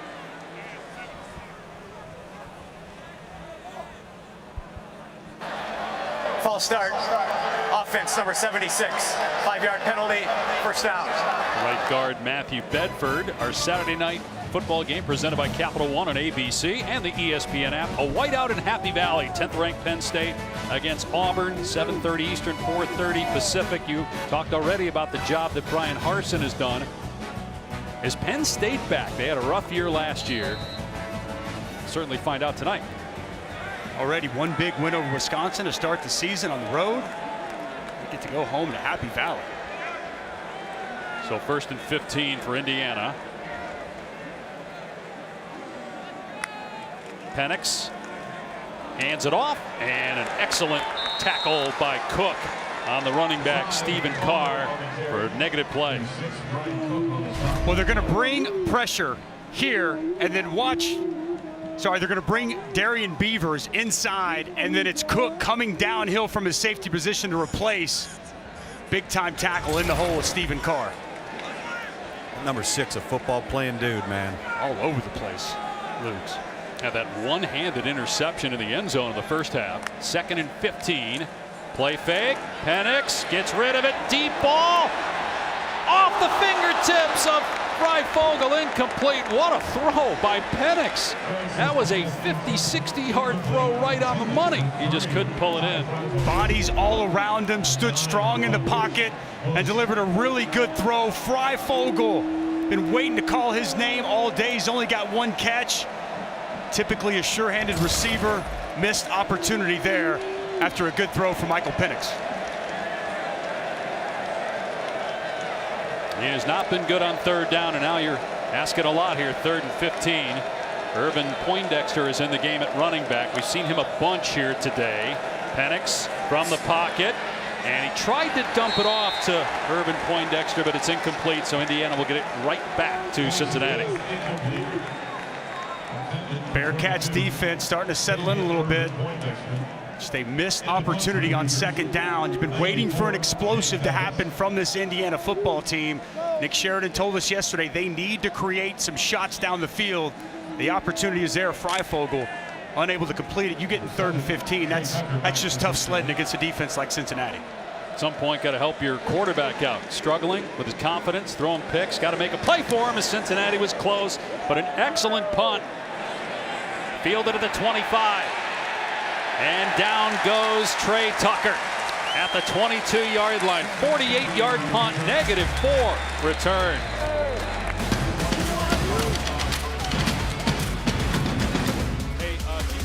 Legends never die. ESPN College Football, presented by Marathon, is brought to you by Pizza Hut. No one out-pizzas the Hut. Order today for contactless delivery, carryout, or curbside pickup. So employees from Bristol-Myers Squibb participating in a coast-to-coast bike ride to raise money for the V Foundation with a goal to surpass $1.5 million. We welcome you back to Bloomington. Dave Pasch, Dusty Dvorak, Tom Luganville. Indiana in front 14-10. Early 3rd quarter. Cincinnati back on offense. The Bearcats rank 8th in the country. They were number 7 last week, dropped the spot after a lackluster first half. They still blew out Murray State 42-7. They've got Indiana today, obviously, and then in 2 weeks they are at Notre Dame. And Ritter will just hand it off here. Jerome Ford gang tackled after a short gain. So we're talking about the upcoming opponents. If Tulane played well against Oklahoma, could beat Ole Miss, now that'd be another quality win. I mean, what do you think realistically, if somehow Cincinnati wins these games, to really grab the attention of the College Football Playoff Committee? It's got to grab their attention. Number 8 right now in the AP. This is a legitimate team. We saw them against Georgia in a bowl game last year. Take them to the brink. Got NFL talent on both sides of the ball. The fact that they have to go to Indiana, bye week, then to Notre Dame, the non-conference schedule's there. They got business to handle here before we talk about that. Right. Ritter on second down has a completion of first down. Tucker. And the other thing is you're going to need a ton of help from the teams in the Power 5, right, to lose games. And the committee ultimately is going to look at this game and the Notre Dame game. No question. Those are the games they're going to focus on. That's exactly right. And, you know, I still don't know if I fully believe that this committee would put in a group of 5 school, right? I mean, I think Cincinnati would have the resume for it. Would they actually do it? Time will tell. So first down for Cincinnati on its 31-yard line. High snap, and Ritter just going to keep it. And he's got room past the 40. And Ritter still going, finally step out. After a broken play, Ritter with a huge gain, 25 yards. Well, watch the block here by Wiley, and then watch the block of Jerome Ford to help allow Desmond Ritter to get out in front. Wiley picks up one, Ford secures it, and then the speed in the open field of Desmond Ritter. But Dusty, the botch snap is what set up the timing. That's what opened the hole. Almost like a counter, right? Yeah. Half a beat, let the block set up, and then use the speed in the open field. But man, the difference in this Indiana defense without Micah McFadden, very noticeable. All-America linebacker ejected for targeting in the first half, and it's been 10-0 Cincinnati since. Time for Ritter, and it's pulled in inside the 25 by Jaden Thompson. They're on the cusp of the red zone. Reese Taylor made the tackle, lost his helmet. He's got to come out for a play, the starting corner, 21-yard gain. Well, this is a zone blitz, and you're going to get Ryder Anderson, a defensive end, back in coverage, and the anticipation from Desmond Ritter as Thompson comes open in that throwing window was outstanding. Maybe the best pass of the day from Desmond Ritter. He's got the hot hand. First down inside the 25. Play fake. Ritter looking. It's tipped and incomplete. Going for Trey Tucker with Raheem Lane bearing down on him. Here's Matt Berry. All right, guys, checking in on Nebraska and Oklahoma. Adrian Martinez here makes it 14-10. Huskers staying in it in the third, but this is the extra point. Patrick Fields blocks it right in his hands, receives the blocked kick, and takes it back for the 2 points conversion right now, 16-9 Oklahoma. They're giving the Sooners a game? I'm surprised it's that tight. Credit to Scott Frost. His team's ready to play. Play action. Ritter. Leaping catch made by Tucker down to the 16. I mean, we saw Oklahoma struggle week 1 against Tulane. They were up big at halftime, and then Tulane had a chance to tie the game late. So I wonder what's going on with that Sooner team after Nebraska got beat by Illinois week 1, but hanging in there against OU today. Huge third down here, Dave, for Cincinnati. Got to think about Josh Wiley, the tight end. Good pass catching target. I'm allowing Desmond Ritter run pass option here. Utilize that athleticism on the edge. Got to hurry up. The play clock winding down. It's at 3. They snap it in time and run Ford trying to get outside. He's going to lose yardage. He stayed in bounds, though. Raheem Lane with the hit, then eventually went out. So he loses a couple. Got to kick it, right? I think you got to take your points here. I'm a little bit surprised by that play call. I know that they want to establish the line of scrimmage, and Jerome Ford is a powerful, explosive type of runner. I would have thought you would have left that football on a crucial third down there inside the red area in your quarterback's hands. Guys, Ryder Anderson is down for Indiana. That is bad news. Transfer from Ole Miss. who already has a sack, forced fumble. We're taking a look at him. Field goal attempt coming.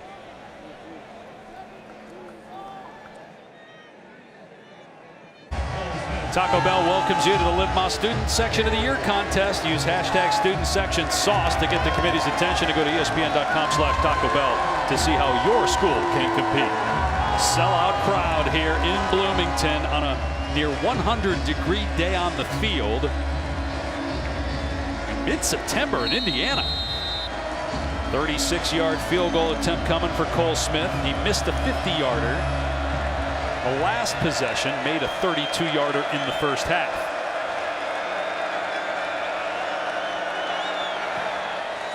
This is hooking, but it's good. There is a penalty flag down. It's 4th and 6, so if there's offside, that would make it 4th and 1. I don't know if Luke Fickell would take the points off the board here, though. If it'd be offsides coming from the back. If it is, are you taking the points off the board, though? 4th and 1. You going to go for it on 4th and 1 at the 13-yard line? I think they're going to call an illegal formation. Okay. On the defense, I guess too many men on the field, perhaps? Was there contact to the snapper? Yeah, I think they lined up over the snapper. Yeah, you have to cheat to one side. Illegal formation defense. He's putting the offense lined up on the over field. the center. 5-yard penalty. Repeat 4th down. So what do you guys think of this idea here to take the points off the board and put the offense back on the field? I like it. I'll be honest with you. On the road, down. They're going to give you second life, 4th and 1. Not surprised at all here by this decision by Luke Fickell. But isn't this the same thing we discussed in the first half when Indiana went for it on 4th and 1 instead of taking the points? I mean, how many more points are going to be scored? If you don't get it here, you're going to have to score a touchdown at some point to win the game. Where if you take the points here, you only need a field goal, perhaps, to win the game. Their defense, I think this is a trust from Luke Fickell and his defense and the way that they've come out and played here in this second half.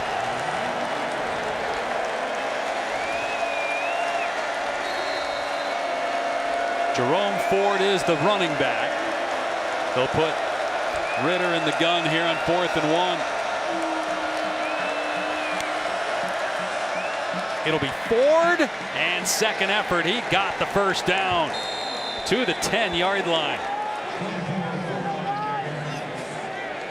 Really good push off the right side. They're going to wash everything, cave everything down, and Jerome Ford hits it downhill, little spin, contorts his body and gets enough to move the chains.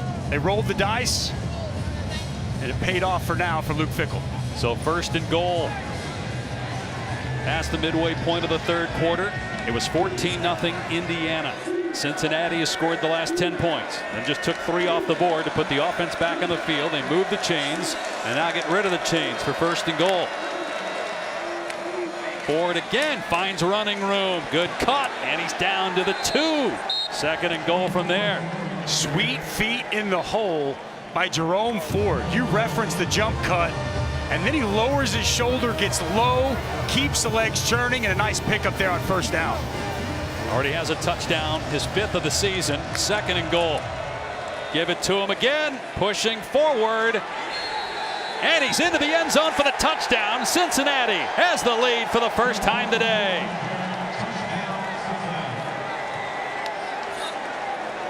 Determination from Jerome Ford to get into the end zone. Indiana gives Cincinnati second life with that penalty. Luke Fickell believes in his offense, and it was all Jerome Ford, 3 straight carries as he stretches the football over the end zone. There wasn't much there, Dave, and he just got low, drove his legs, and scored it through to put his team on top. Smith for the point after. 17-14, 17 straight points by Cincinnati. Coming up tonight on ABC, the Saturday Night Football game presented by Capital One from Happy Valley. Sold out, white out for Penn State. Ranked 10th, taking on Auburn, 7:30 Eastern, 4:30 on the West Coast. That brings us to today's Weekend Wake Up, brought to you by Wendy's Breakfast.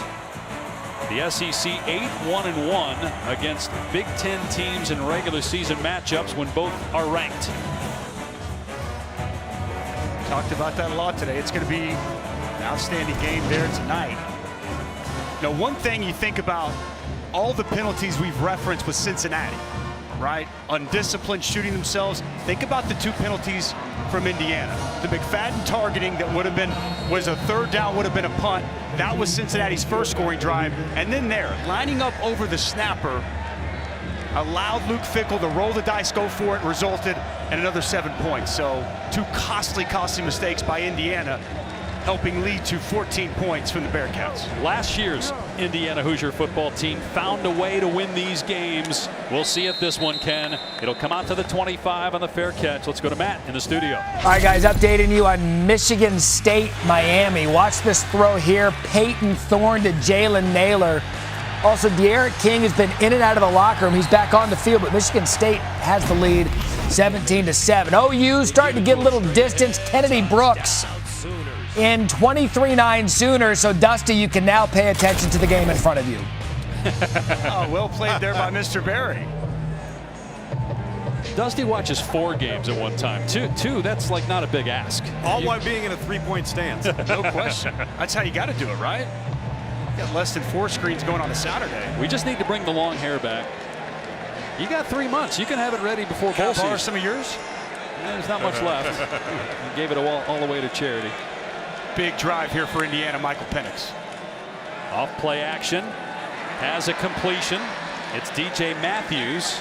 Dropped after a gain of 5. Trying to get the ball in Matthews' hands. A transfer from Florida State. Can Penix get in a rhythm? Made some good throws, but also a couple of interceptions. One was just a really bad decision. Another was a great play, and his arm got hit as well, it appeared. Only 9 yards of offense for Indiana so far, 10 minutes into the 3rd quarter. Penix with time, pump fake, taking a shot. Receiver is wide open. It's caught. Matthews out of bounds inside the 30-yard line. Boy, was he open downfield. Boy, it's a double move. Post corner here by DJ Matthews. He sets up the defender extremely well. Arquan Bush working on him. Wow, what a great cut. Got Bush to bite on the post. He hits the corner. Ball maybe up in the air just a little bit, but Matthews able to bring it in a huge, big play down the field. Much needed for this Indiana offense. 45-yard gain for DJ Matthews, who opted out last year, did not play. Transfer from Florida State. Wears the number 7 to honor his daughter, 1-year-old. Her name is 7. First down at the 26. Penix dumps it off. The tight end Bjorsen makes a couple of guys miss. Look at the balance down the sideline, or they're going to say he stepped out. He stepped out of the 18. Still, it's a gain of 8. Really like this. Just a little fake the inside zone, split zone. Tight end comes all the way across, acts as if he's going to block, gets out in the flats. I like where that ball was placed by Michael Penix. Outside, very catchable ball, and a nice after the catch by the big tight end Bjorsen. They might look at this. I don't know that Bjorsen stepped out. That play is under further review. Boy, live it looked like Bjorsen may have had his foot. No, there it is right there. There it is. So this shouldn't take long, right? You'd hope. Especially if you're Indiana. That's why there was some boos. They're starting to move the ball here, and now they got to step away for a little bit. And then you see the hit late there by Brian Cook, out of bounds.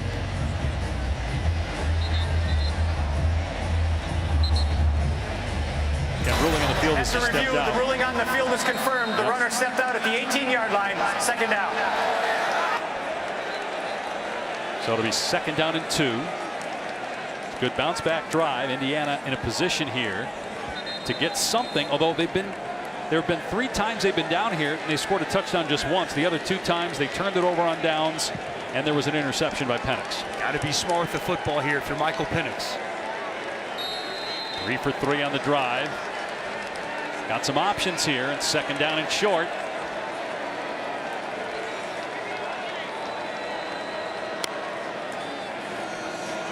Baldwin has the first down. Wrapped up at the 14-yard line by Mike J. Sanders, but that'll move the chains as we near 4 to play here in the 3rd. This is what happened in the first quarter. Indiana was able to establish a line of scrimmage, get Michael Penix into a rhythm. They had a lot of success. Big shot down the field. I like the play call so far on this drive from Nick Sheridan.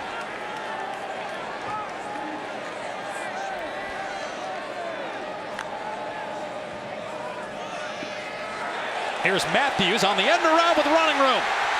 Into the end zone for the Indiana touchdown. And an injured Bearcat after Matthews took it to the house on the end around.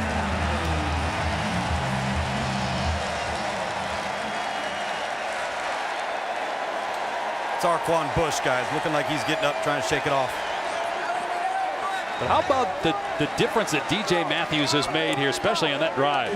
He's been pivotal in this ball game. 2 different times now they found ways to get him the ball with reverses on the edge. Big plays down the field. We saw the big 46-yarder. Nick Sheridan said, DJ Matthews, we've got to get involved. He showed last week with the 81-yard punt return against Idaho what he's capable of. This is a guy who was successful at Florida State, been a key addition to this team, and what a huge afternoon for him here today. He was a player that Indiana looked at out of high school, as we talked about in the first half, in case you weren't with us at that time. Tom Allen got a ton of transfers, as the extra point is good, but all the transfers had prior relationships with someone on the coaching staff. They were very selective in trying to get the right people here, not to disrupt the chemistry. Okay, so we're going to get motion here by Pindershot, and he's going to come back around and block. They're also going to get Haggard out in front, the left tackle. Motions, comes back across, and there's a convoy out there escorting DJ Matthews into the end zone. And you see the speed when he's got the ball in his hands as he hits the edge and rolls into the end zone.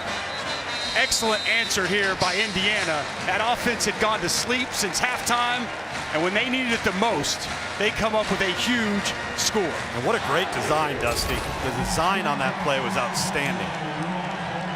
Matthews with a rushing touchdown, Tom, and now 6 catches, 91 yards as well. Indiana, that's we talked about the Hoosiers of 2020. That drive right there, we saw that from Indiana last year. And after the blowout loss to Iowa, a lot of Hoosier fans wondered, was that just 1 year? Because 2 years ago, they had a good season. They were 8-5, but last year they were a Big Ten title contender. Are they for real in 2021 despite that loss to Iowa? They end that 17-0 Cincinnati run. Now pop it up here to the field of play, and Tucker across the 20-yard line. Big hole. Tucker, look out! No shot for Indiana to catch him. Trey Tucker all the way. Cincinnati back in front. Touchdown, Cats.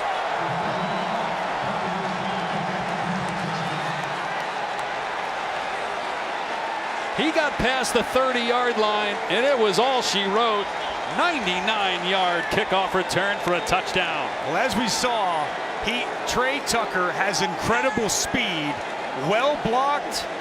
He saw a crease, put it in 5th gear, and there was no chance anybody was going to be able to walk him down.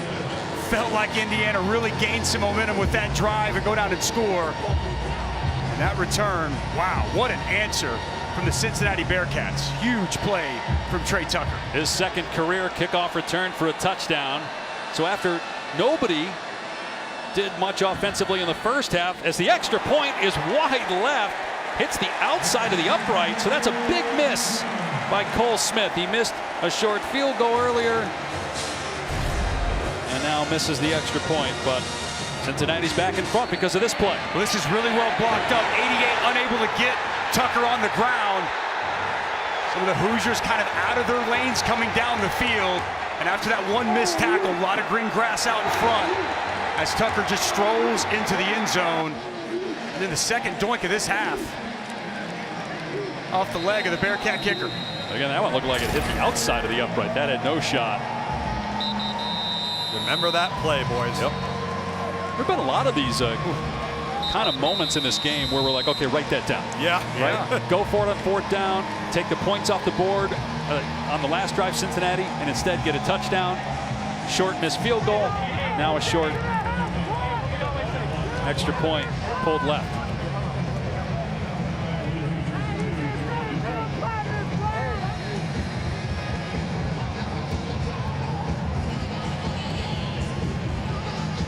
Indiana knocked off, at the time, it was week 1 of last year, the top 10 Penn State team for its first win against a top 10 team since 1987. Can they do it in week 3 of 2021? Bearcats retaking the lead. Hewitt is deep, but this one over his head, kicked out of the end zone for a touchback.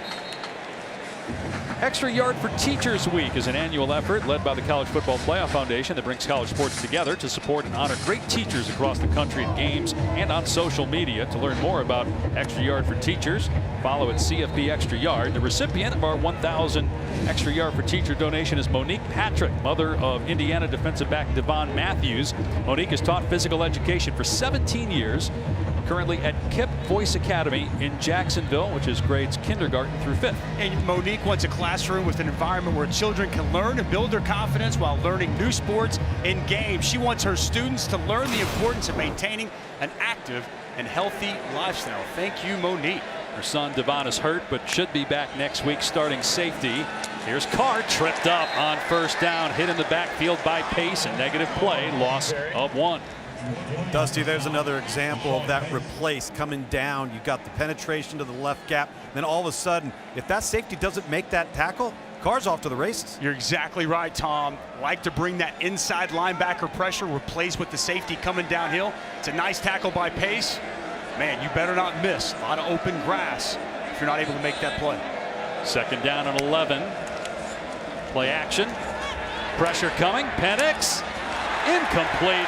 Freifogel looked like he should have caught that, and then made contact with Arquan Bush, putting his hand on his face mask. Freifogel have a couple drops, and then, the quarterback holding his throwing elbow. Not a sign that you want to see from Freifogel that he get hit.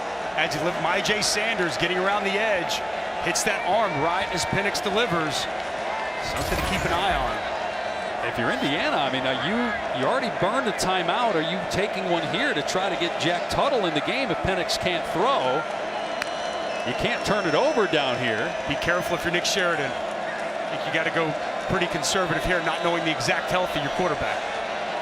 Better snap the ball. Well, they're going to have to call a timeout anyway. That's 2 they've had to burn. Let's go to Matt Berry in the studio.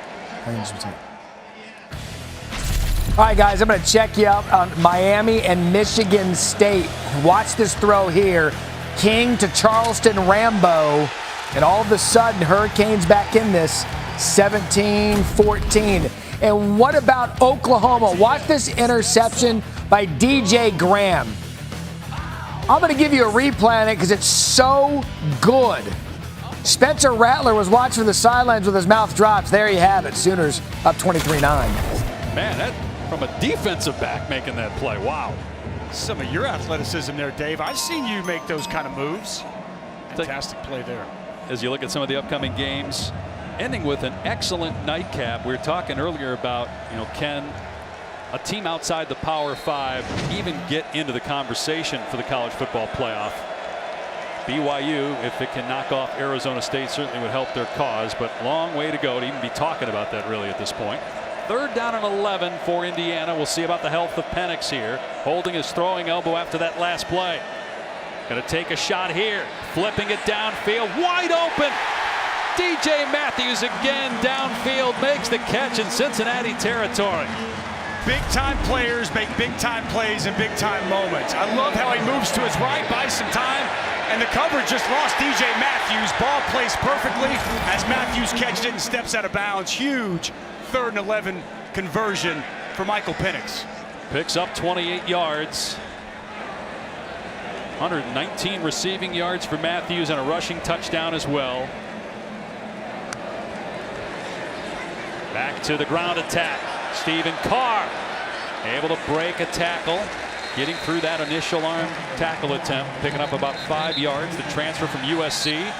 Little extracurricular activity. This started 2 hours before kickoff.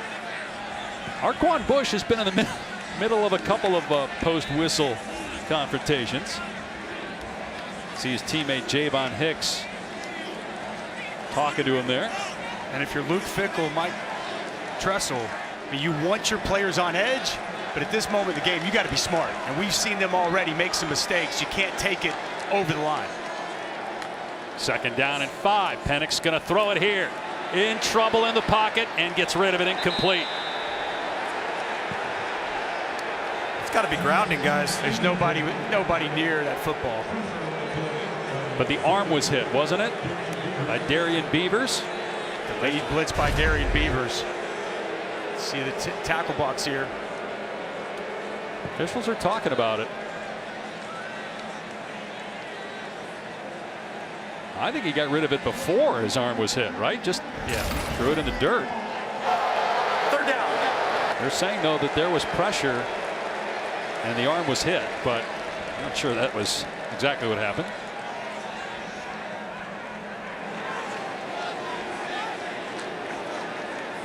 It's been the DJ Matthews show here in the second half. I don't see him on the field right now, Dave. 3rd and 5. Penix to the air. Everybody covered. Penix waiting. Now launches it deep. Off the fingertips of Cameron Buckley on what looked again like a great throw. There's a flag downfield, though, and it's going to be on Cincinnati. But Penix has uncorked a couple of deep balls that look to be right on the money. Beautiful pass. They went max protection there, kept the tight end in to give. Holding. 9. Defense. 10-yard penalty from the previous spot. Automatic first down. Zarquan Bush, 9th penalty on Cincy. Wanted to give Penix the opportunity to find something down the field. As we watch Arquan Bush running with Miles Marshall. His pass just outside of the intended target. Hold comes out of your screen. That was right along the sideline where I was standing, guys. And Marshall did a great job. He was the underneath receiver. As the quarterback flushed, he's got to go deep. Bush held him. So fresh set of downs at the 32 of Cincinnati. Latter stages of the 3rd quarter with the Bearcats leading by 2 here on the road. Carr hit at initial contact made by Pace on the handoff, and he was able to squirt out of there. Carr did at least get something out of that, maybe a yard or 2. This Bearcats defense so aggressive against the run on first down. DeBlanco comes on a pressure, and again, Pace downhill right now as a safety. Contact on Stephen Carr before he can get anything going. Nick Sheridan rotating those running backs. We've seen 4 different backs. David Ellis, you see him now at the bottom of your screen. He's a former receiver. Out in space here on 2nd down and 9. Penix is looking that way off a pump fake. Now it goes back to the middle. And boy, threw that one too hard. And then after the play, you see Buckley shove Brian Cook. 3rd down. Brian Cook's been mixing it up all day. Make sure he keeps his emotions in check. Again, max protection. Nick Sheridan is seeing something down the field. We know that this Cincinnati front, they can get after the quarterback, but they're starting to take their shots. He had his target down the field, just a misfire there from Michael Penix.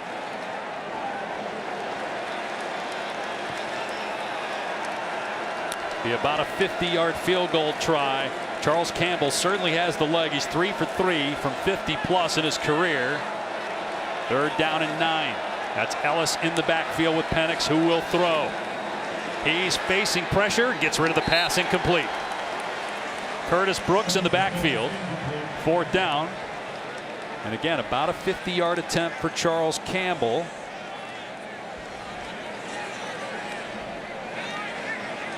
They feel good about Charles Campbell as a kicker. 2nd team All Big Ten a season ago.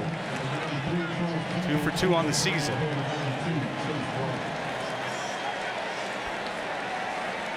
Career long is 53. This will be a 49-yard attempt trying to give Indiana the lead back.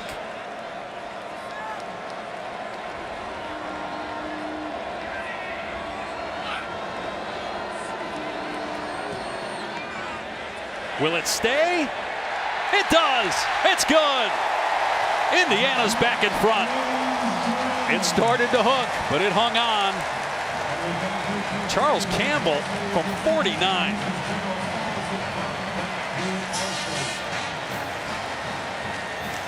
Love a kicker at 93. Big time kick. He knows where the real football players play on the defensive line. He said, I want to be one of those guys. I got a big leg. to back up my squad. Huge kick from Charles Campbell. You got D linemen wearing kicker numbers these days, and kickers wearing defensive lineman numbers.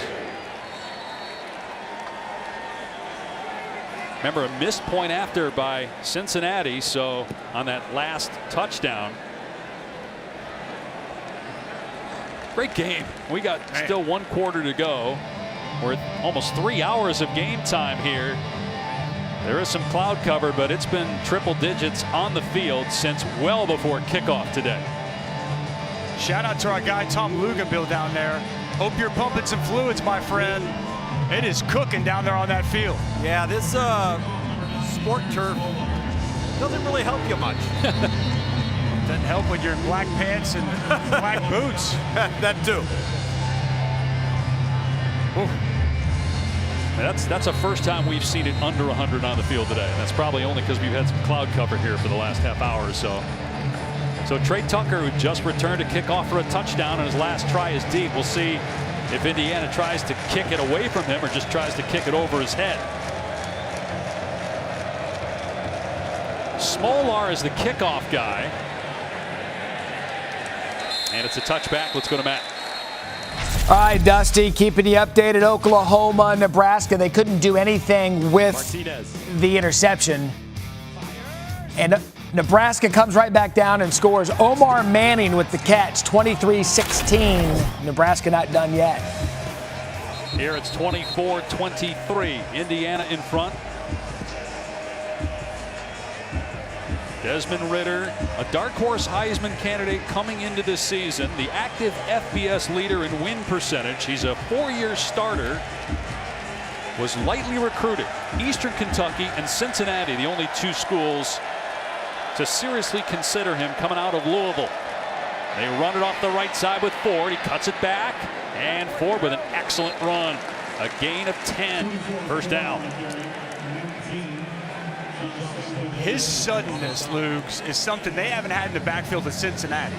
Look, Jared Doak's a great player. Mike Warren's a good running back.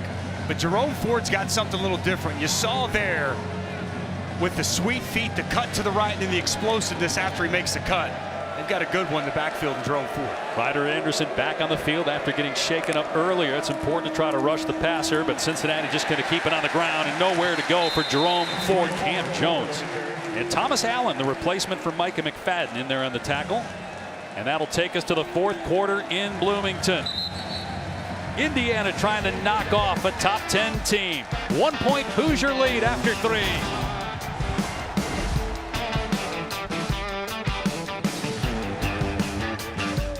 Sold out crowd at Memorial Stadium on a brutally hot and humid day here in Bloomington. But nobody's leaving this place with Indiana in front, trying to knock off number 8 Cincinnati, 24-23.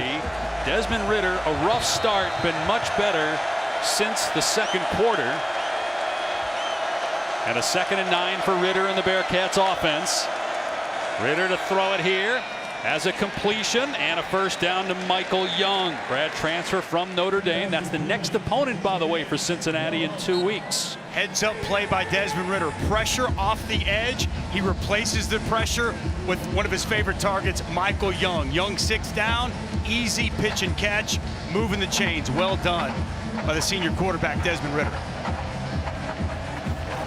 Ridder became a father in the spring, a baby girl, Leighton.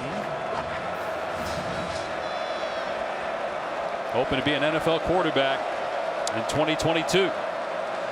Back to throw here. And Ridder throwing a deep ball for Young. It's overthrown and almost intercepted. Would have been a heck of a play by Reese Taylor to pull that in. He's a former wide receiver. Could not make the play, though. That's a smart play by Michael Young at the end. This ball gets away from Desmond Ridder, floats on him to the right. Watch Michael Young kind of play defense and prevent a spectacular acrobatic play out there on the perimeter by Reese Taylor. Smart by Michael Young. Matt Berry showed you that incredible interception by Oklahoma. Almost had another Odell Beckham type grab with one hand by a defender. So it's 2nd down and 10 at the 47-yard line of Cincinnati. Hoosiers being pressured up the middle. Oh, Ritter is absolutely crushed, and a flag down. It was Thomas Allen, and he's going to get called for a penalty. He face planted Desmond Ritter. Remember, he's in there for Micah McFadden, who was ejected for targeting in the first half. Mike McFadden's backup Personal beat foul, gone. roughing the passer. Defense number 44. 15-yard penalty. Automatic first down. So no targeting, but roughing the passer call. It will put the ball in Hoosier territory. Well, Charlton Warren dials it up. Pressure right up the middle down Main Street, and Allen comes clean, unaccosted. Is it the steps? Took too many steps, you think? You don't know what you don't want to know what I think. What do you think? Tell me. Yes, I do. You think what I think. Look, I don't think that was roughing the passer. A rules expert can easily step in and tell me I'm wrong, but that looked like bang bang. We'll get Matt Austin in here if we can. Ritter deflected and incomplete. Cam Jones broke it up. The tight end Josh Wiley, the intended receiver. Let's bring Matt Austin in, our rules expert. Matt, did you agree with Dusty that should not have been roughing the passer? Well, here's what I see on the play is the timing of the hit was okay, but he took his body and punished the quarterback. He buried him into the ground, put all his weight on him. That's a foul. Okay. So that's what you think it was, driving the quarterback into the ground, so the defender should kind of roll off as he's coming down. Is that what the officials want? Yep. All right, so 2nd and 10, opening minute of the 4th quarter. And Ritter will keep it here. And there's Allen on the tackle at the 30-yard line, but it's an 8-yard gain, 3rd and short.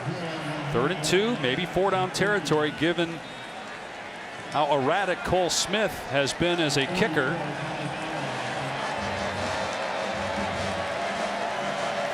I would expect something very similar.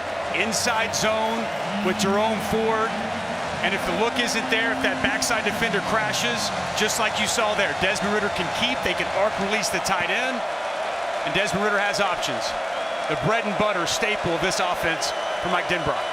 1 for 10 on 3rd down today for Cincinnati. Ford bounces off tacklers and has the first down at the 27-yard line. Man, he runs hard. Transfer from Alabama, was there for a couple years. Now in his 2nd year with Cincinnati. Had a house call against Georgia in the bowl game last year from 79 yards out. Got a touchdown today. Not afraid to stick his face in there on 3rd and short. I'll tell you, he runs hard, but he's also patient too. He set that thing up, because if he would have hit it initially, that wasn't the right cut. I just think he's got a great feel for creases in line.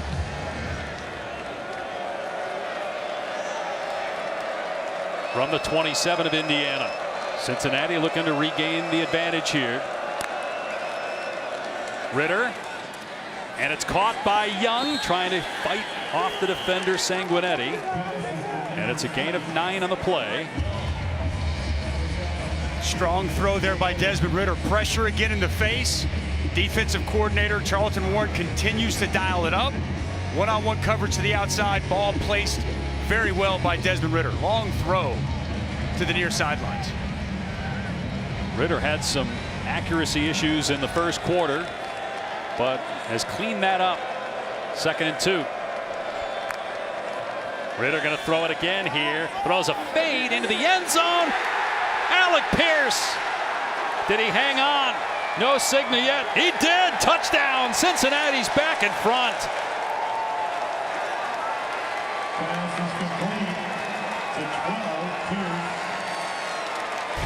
Well, sometimes size matters. And a 6'3" Alec Pierce working on a 5'10" Taywan Mullen. Nice job putting the ball up there with plenty of air to allow Alec Pierce to go up and get it. Ball placed perfectly over the head of the defender. That's just saying, I trust my guy. A lot of trust there between Alec Pierce and the quarterback, Desmond Ritter.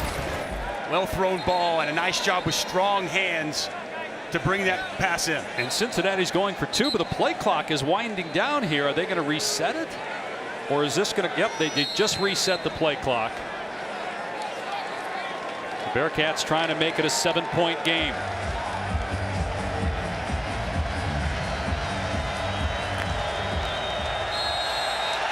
Penalty marker down. Movement again by Cincinnati. False start, offense, number 8.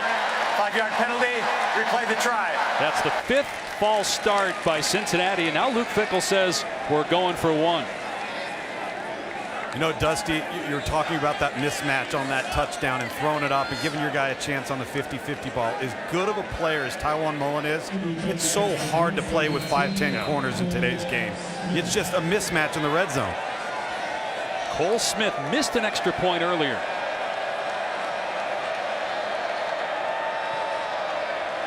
Trying to make it a 6-point lead. That one is good. So it's 30-24, Cincinnati.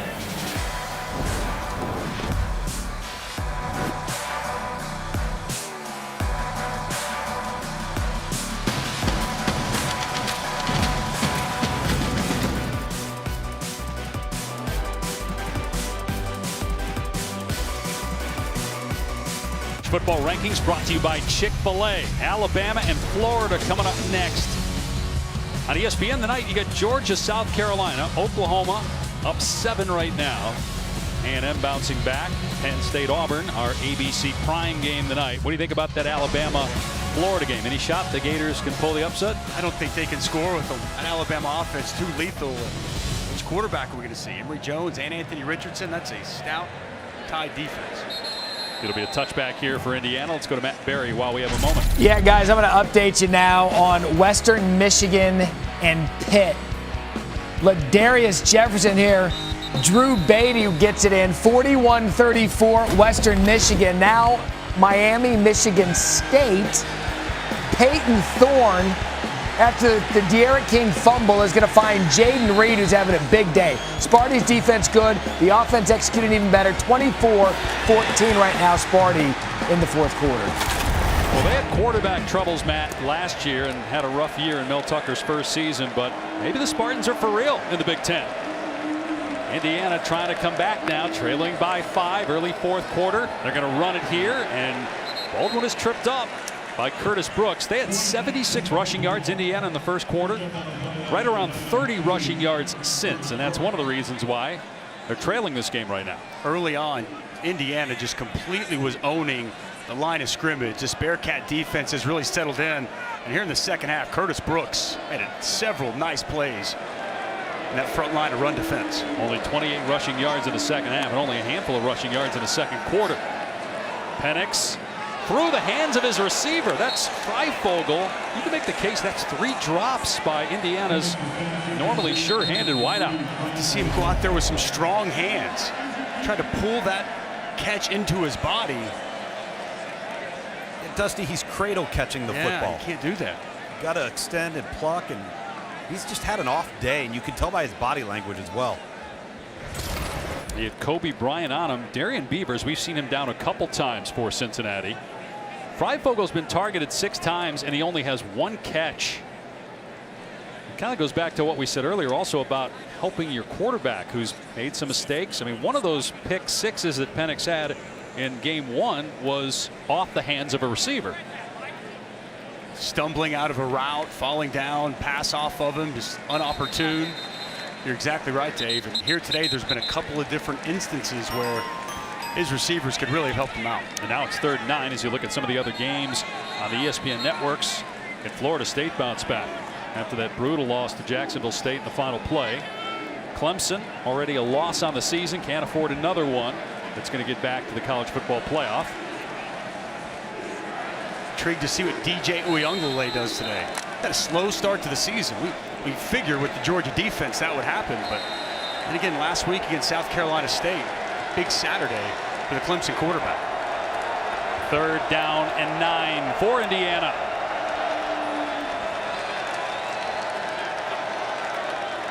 See if Cincinnati comes after Penix. They rush 4. Penix from the pocket steps up on the run. Going to keep it here at the 30 and tackled short of the line to gain by about a half a yard. Almost got the first down. 4th and 1. You're down 6. Any chance you go for it here? I don't think so on your side of the field. I don't think you want to give. You're already down 6. Cincinnati would be in field goal range. And Tom Allen says, I'm not listening to you up in the booth. I'm going for it. Surprised, a little bit surprised by this call with 11:30 to play in the fourth quarter. Only have that one timeout, though. I wonder if that's a factor also. Don't know how many more opportunities you're going to get, so they'll go for it. Remember, they went for it on fourth down, deep in Cincinnati territory in the first half and didn't get it. Penix throws it here, and it's caught for a first down by Hendershot. Excellent call by Nick Sheridan, the offensive coordinator there. Cincinnati did not see that coming. Well, he is called an absolute gem here today. We're going to get 89 out in front, and we're going to have Hendershot come outside. Little play action, move the pocket, easy toss, dump down to the tight end. Great play call and excellent execution on a crucial fourth down conversion. Second year as the offensive coordinator at Indiana, former Michigan quarterback. Said he knows this defense well, as Cincinnati saw it all those years at Michigan State and Ohio State when he was playing for the Wolverines. Here's Baldwin. A helmet goes soaring on a defensive player. Gain of about 3 or 4.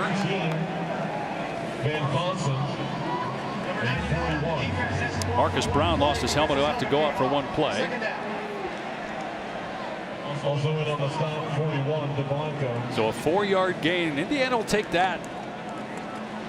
I mean, most of their run plays have been going for negative, 0 or 1. So 4 on first down to give them some options here.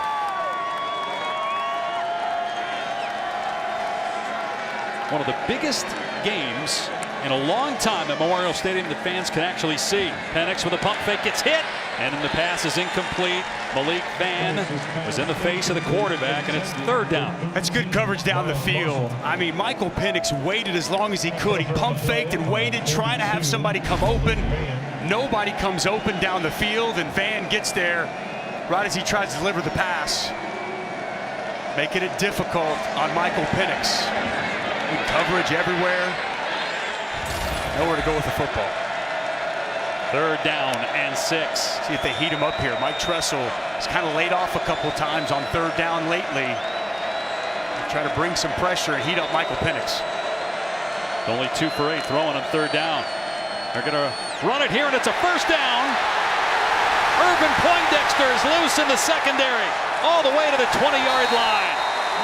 So on 3rd and 6, they get a 37-yard rush from Davion Urban Poindexter, the 4th-string tailback. And then once again, it's pressure inside. Van Fossen gets out of his gap. Big hole off the right side.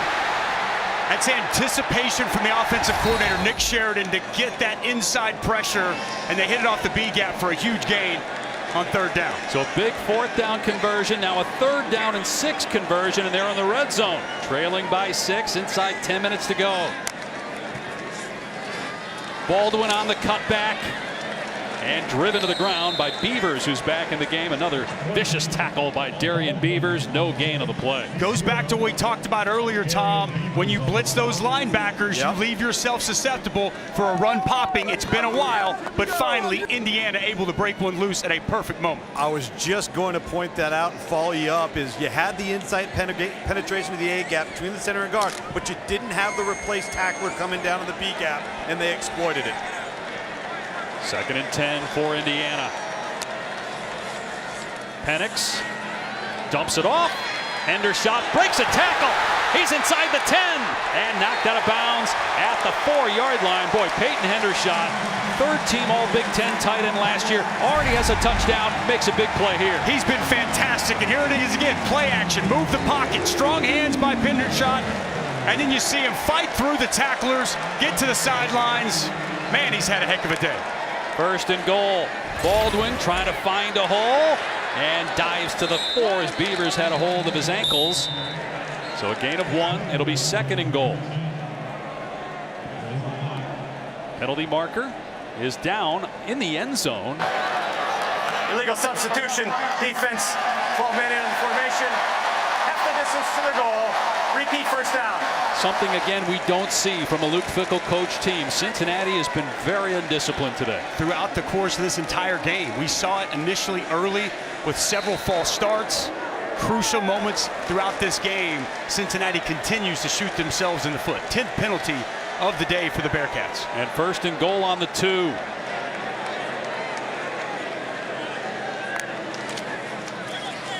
It's Baldwin going nowhere. Beavers with a tackle for a loss. The ball came out. They had not signaled yet. The officials are having a discussion. The ball ended up in the hands of a Cincinnati defender, Darian Beavers, who made the hit. Boy, I mean, the call on the field in this situation is so important, because then replay has to have evidence beyond all doubt to overturn what the officials on the field call. Let's see. It's an excellent tackle by Darian Beavers. He comes in, and it's tough to see where exactly that ball came out. And that's the problem, right? Because if you rule it a fumble on the field, it's probably going to stand because you can't see the ball.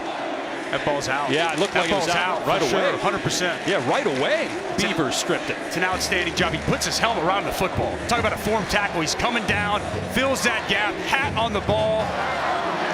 The ruling on the field was that the runner was down. Well, that's going to get overturned. The reason that's going to get overturned is because you can see the ball. Absolutely, especially that last shot we were able to show. This is just a quality job by Darian Beavers. Comes in. The ruling on the field on the previous play was that the runner was down. That play is under further review. Got to make sure, too, that Cincinnati had a clear recovery. They're reviewing this. We'll step aside.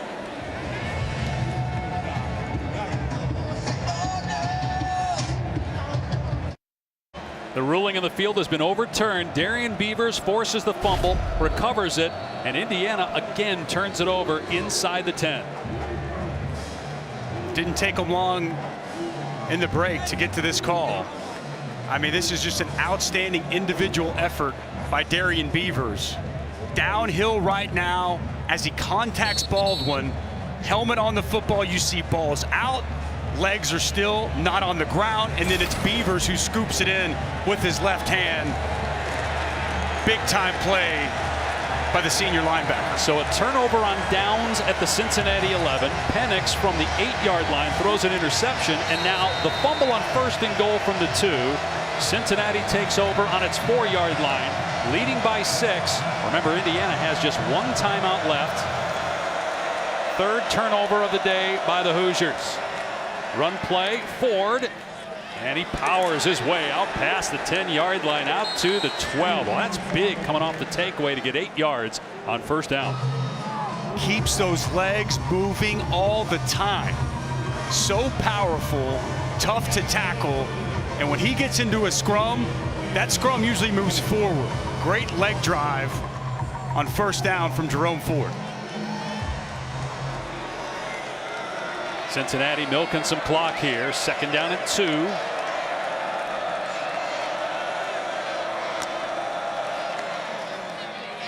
Ritter going to keep it here, and he's able to get the 1st down as we go to Matt Berry. For the start of Florida State, Mackenzie Milton, and Wake Forest. We're going to start that game over on ESPNU. We will move Florida State, Wake Forest back here at the conclusion of the Cincinnati, Indiana games. If you're looking for Florida State, Wake Forest, it will kick over on ESPNU. All right, thank you, Matt. 7:38 and counting to go here. 1st down run by Desmond Ritter. Bearcats trying to stay unbeaten. Their next game is in South Bend in 2 weeks. Trying to knock off a very good Indiana team on the road. They keep it on the ground with Ford stacked up after a short gain. Cam Jones and DeMarcus Elliott team up on the stop. You'd expect a heavy dose of Jerome Ford trying to ice this game away coming out of their own end zone. Seen this Indiana defense step up throughout the course of this afternoon. Imperative they get the ball back for their offense here. Ford to the sideline. McClellan is in. Cincinnati has had 2 Power 5 wins under Luke Fickell in the regular season, both against UCLA, and they also have 2 bowl wins against Power 5 teams. They run. McClellan's got a hole. Brought down short of the line to gain by about 2 yards, so a huge 3rd down here for Indiana if it wants to get the ball back with any time on the clock. Jerome Ford came off before that last play. You would think on 3rd and short you'd like him in the ball game. Looks like they're going to go with McClellan. I mentioned this earlier. Inside zone. It's the bread and butter of what they do. And with that, Desmond can keep it. He can give it. He's got 11. Leonard Taylor might be on the outside as a lead blocker. Play clock is down to 4. McClellan gets the first down. Clock will stop to reset the chains, but boy, that's big for Cincinnati. Again, just that one timeout for the Hoosiers. They had to burn one in the first minute of the third quarter and then used one earlier on a 4th down play. Or actually on a play that was 3rd down where Penix was hurt. Credit this offensive line too, though, guys. This was an offensive line that got pushed around for a good portion of the first half into the second half.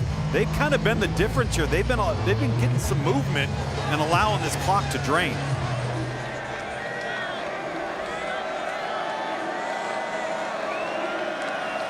From the 28-yard line, Ritter throws, dangerous pass, incomplete, intended for Jaden Thompson. Jalen Williams, excellent cover corner, in coverage. You surprised they threw it there? A little bit, stop the clock, especially as Tom had just referenced. This offensive line starting to play their best brand of football throughout the course of the day. Thought they would have kept it on the ground as Jerome Ford came back in. Great to see Jalen Williams back on the field. Wasn't back for Indiana today. As you mentioned, really good cover corner. And at this point, if you're Luke Fickell, you just want to see that clock tick down. Now it's 2nd and 10. See if they throw it again here. And will Indiana bring pressure? Bearcats will just run it, and there is nowhere to go. Bring it up 3rd down and 10. Let's get to Matt Berry quickly here. All right, guys, you won't believe how West Virginia Tech ended. Virginia Tech got a turnover late, had 1st and goal to go. This 4th and goal, the pass, incomplete. West Virginia hangs on 27-21. So a top 15 team goes down in Tech. Will Cincinnati suffer the same fate? The Bearcats lead by 6. It is 3rd and 10 from their 28-yard line. Now look, Pierce down here. He's got the size mismatch. Ritter with time, throws, incomplete. Behind the intended receiver, Pierce. So the clock is stopped. Indiana will get the ball back with 4:35 to go. Quality coverage there by Reese Taylor. He's given up 3-4 inches, and he's right there with the receiver the whole time. Maybe a little grab there as he's trying to get out of his break. No call. And Indiana with a huge stop to get their offense the ball back. A little surprised that there was no call. I know, there. that more left than, hand, it was a pretty good tug. Yeah, more than just incidental contact. Had a hold of him for a couple of seconds there. The dangerous DJ Matthews is deep. He's made some huge plays so far in this game for Indiana. Will he get a chance here with Mason Fletcher, the true freshman punter? Won't get a shot. Well done. Fair caught. Indiana possession. Down 6, trying to pull an upset here in Bloomington. Back in a moment.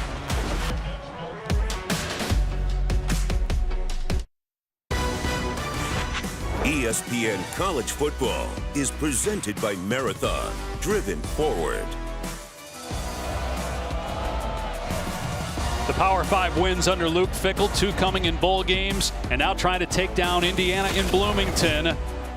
Cincinnati came into today, not much of a chance to make the college football playoff. It'll increase a little bit if they win. They also obviously have to beat Notre Dame and then run the table to have any sort of chance whatsoever, and they may not even be realistic. Indiana with an opportunity here with Michael Penix leading the way. Will throw it here in 1st down, facing some pressure, stepping up and sacked back at the 30-yard line. It's Darian Beavers again. This guy is all over the field for the Bearcats. Well, they're going to bring just about everybody here.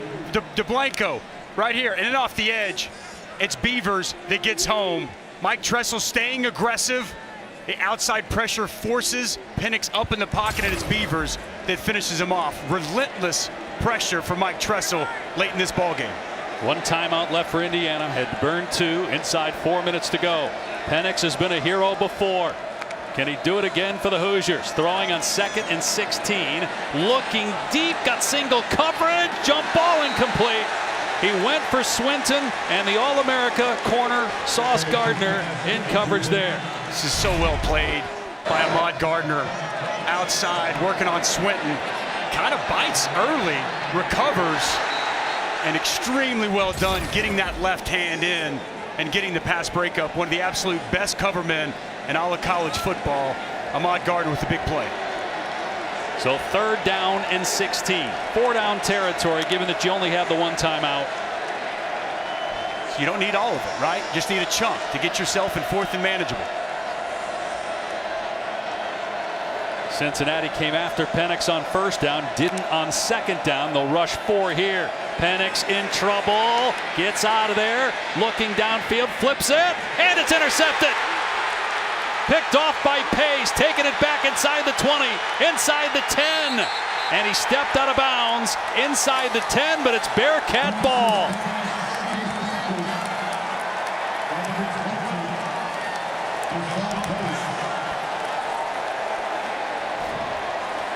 Well, it's going to start with the pressure from Myjai Sanders coming off the edge. He's going to come right around your screen. And he's going to force Michael Penix to roll to his left. And then Michael Penix makes the cardinal sin of quarterbacking late across his body and back to the middle. And it's Pace with a huge interception to potentially seal this game.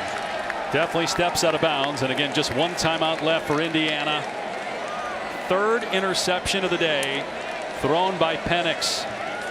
Played 3 games. He's had 2 games in which he's thrown 3 picks. Definitely trying to force that one there on 3rd down and 16. Cincinnati can put it away here with a score. They were down 14-0. The Bearcats showing a ton of resolve here on the road. Ford thrown down. Weston Kramer. Indiana has just that one timeout remaining. Luke Fickell told us. He said he wanted this team to face adversity. He wanted them to struggle. We asked him, what's the identity of this team? What did he say to us? I don't know. I don't know yet. This game's going to tell me a lot. And, well, he's learned a lot about the resiliency of this football team. As you mentioned, down 14-0, they didn't blink, kept swinging, and it put themselves in prime position to go on the road and get a quality win. Keep it on the ground here, you would assume, on 2nd down and goal. Got a couple of tight ends in. It's Ford again, and there's no hole. Wrapped up. Alfred Bryant, 3rd and goal. No, Dusty, I think Cincinnati's the better team here, but didn't necessarily play that way all day long. And so when you find a way to make a play, you find a way to win, it kind of defines who you are.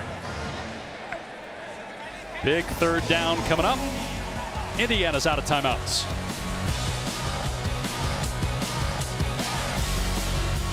There in our college football studios, if you're looking for Wake Forest, Florida State, that is kicked over on ESPNU, and you missed Sam Hartman to A.T. Perry.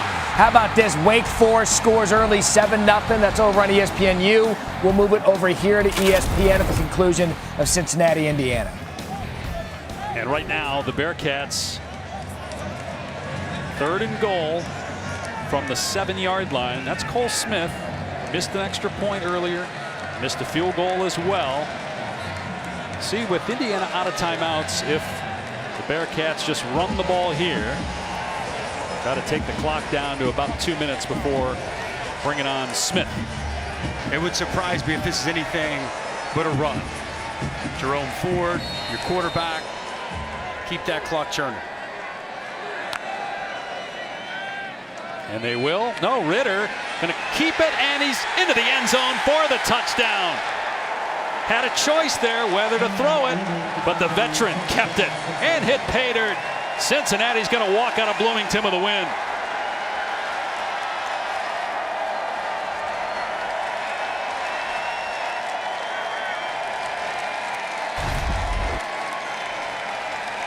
One more look to make sure Desmond Ritter got in.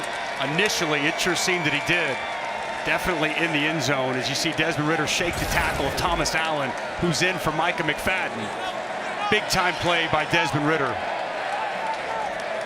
Talked about that competitive toughness from the onset. Got a glimpse of that right there on a crucial play from Desmond Ritter. They're going to go for 2 to try to make it a 14-point game. Again, Indiana out of timeouts, 2:37 to go. Obviously, the Hoosiers that have to score quick, get an onside kick recovery, and then score again. They might. They're first. Timeout. This will be a 30-second timeout. Cincinnati to talk this over. All right, so let's take a look at it here. Okay, we're going to have motion come across by Wiley. He's going to be the outlet outside, inside zone, and he's going to keep it, and he's going to get out to the perimeter. Essentially, triple option. Backside defender caves. It's a keep. I'm sure it was said in the timeout. The only way you throw this ball is if nobody stays with Josh Wiley. It was covered. And Desmond Ridder puts his foot in the ground, gets north and south, and finds the end zone. Smart play. And as I've said all day, that's the bread and butter. And in a big moment when you need a play to ice a game away, offensive coordinator Mike Denbrock ran exactly what they run, as good as anything in this offense. Inside, read zone with the ability to pitch it out to your tight end. And at the end of the day, Desmond Ridder gets it done with his legs in the clutch.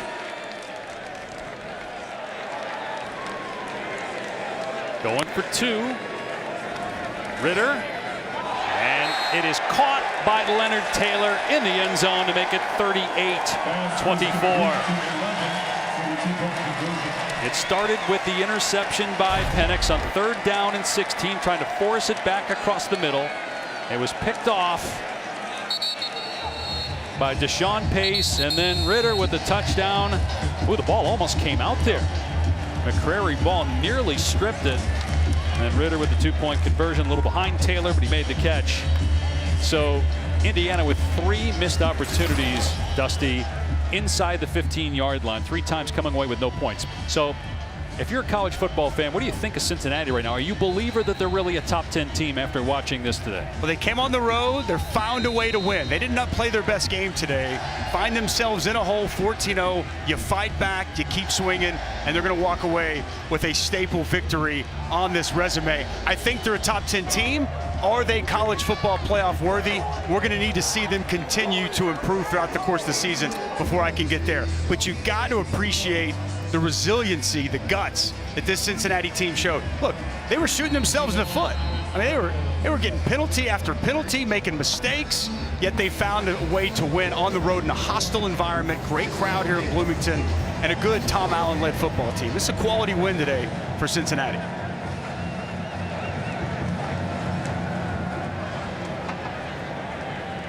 Here's David Ellis for Indiana. Trying to get the corner, and he can't. Good job on special teams there by Cincinnati. So the Bearcats will have a bye and then be at Notre Dame. And now obviously they have to win that, probably win it convincingly, and then run the table. I mean, you're asking a ton for Cincinnati to even get into the conversation for the college football playoff. The bottom line is Cincinnati's a really good team. Yes. They're a really good team. And Luke Fickell, a guy that had an opportunity in 2011, was thrust into a very difficult situation at Ohio State, where he played, where he had coached. Jim Tressel, that goes down. All of a sudden, Luke Fickell's the interim coach. It doesn't end well for Ohio State that year. He stays with the Buckeyes under Urban Meyer, gets another chance to be a head coach, and he told us yesterday he's a different coach because of that experience in 2011.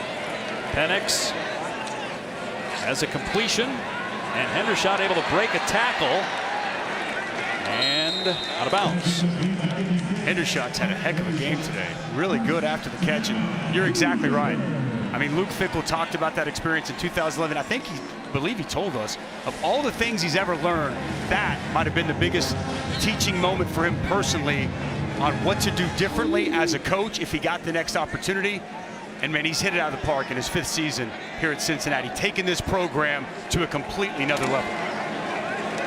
Penix overthrows Freifogel.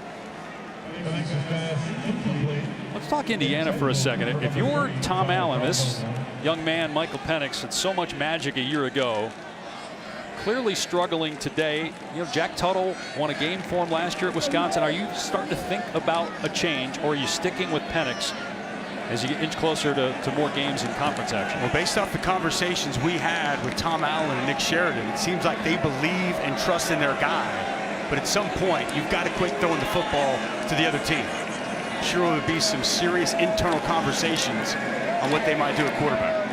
Another overthrow. Now, Penix also didn't have a lot of help. Freifogel had 3 drops, so certainly not all on him. I'll say one thing, though, guys. The one area he was different today than he was the previous 2 weeks is he had more confidence and he turned it loose. The previous 2 weeks, very hesitant, indecisive. You could just tell there wasn't comfort, there wasn't confidence. He made some mistakes today, but his demeanor was different in doing it. Totally agree with that. And I thought, you know, that Iowa game, he became gun shy the second week against Idaho. Yep.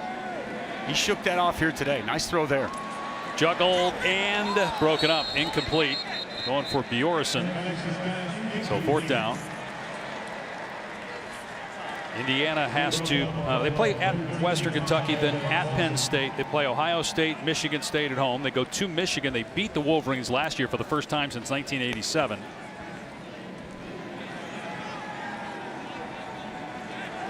Ranked 17th in the preseason. First time since 1969, but they're going to be 1-2 after 3 weeks.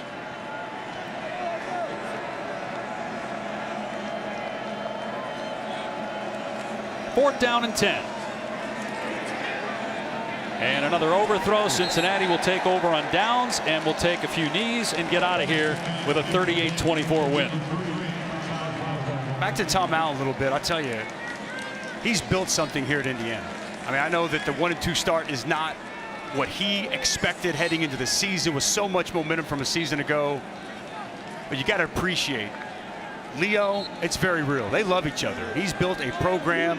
There is a bedrock foundation here with this Indiana football program that hasn't existed in quite some time. People shouldn't give up on this Indiana football team just yet. They've taken their lumps here early against a good Iowa team and a good Cincinnati team, but I'd be surprised if we don't see some kind of response from a Tom Allen-led team. And just look at the crowd, guys. I mean, people care about Indiana football. Yeah, it's been a while since they've had this kind of buzz going into a game. And obviously last year they had big wins, but there was not a crowd to enjoy those wins. So as a couple of the players told us yesterday, look, it's not just a basketball school anymore. And I agree with you. I think Indiana football is here to stay in terms of being a competitive team and winning some games. This is a really good Cincinnati team. It's got a lot of veteran players. I think the question you got to ask yourself about Cincinnati in relationship to the schedule and are they a college football playoff caliber team is, could they do this versus an Indiana or better every week in these types of environments every week? That's the question you have to ask yourself. And I don't know that we're ever going to find that out, because even when they get in the Big 12, Texas and Oklahoma aren't there. Right. It's exactly right. It's the exact point that I think that committee will be pressed with, Tom. Right? I mean, that's the conversations they'll have. I just know this. If that's the case, if we're going to say, well, what would they do if they're in another league? Then, to me, that needs to be said beforehand. You know, you need to essentially say, well, since you play in this league and there's not enough quality competition, you have no shot of making it. If this team is able to win at Notre Dame, run through that American schedule, win a second straight American conference, they deserve at least a shot, or else they need to change the way they go about putting together the college football playoff. Really good win for Cincinnati on the road, overcoming a 14-0 deficit. And they struggled offensively for most of that first half, but ended up putting up 38 points on the road. Darian Beavers made the play of the game, forcing a fumble as Indiana was going in to take the lead with a touchdown and an extra point. He forces a fumble and recovers it on first down and goal from the 2. That's what has been the bedrock of Cincinnati under Luke Fickell, takeaways, and they got a big one late to get a win, 38-24 on the road. For Dusty Dvorak, Tom Luginbill, Matt Austin, our rules expert, our entire crew as well. Dave Pash saying so long from Bloomington. Time for Florida State and Wake.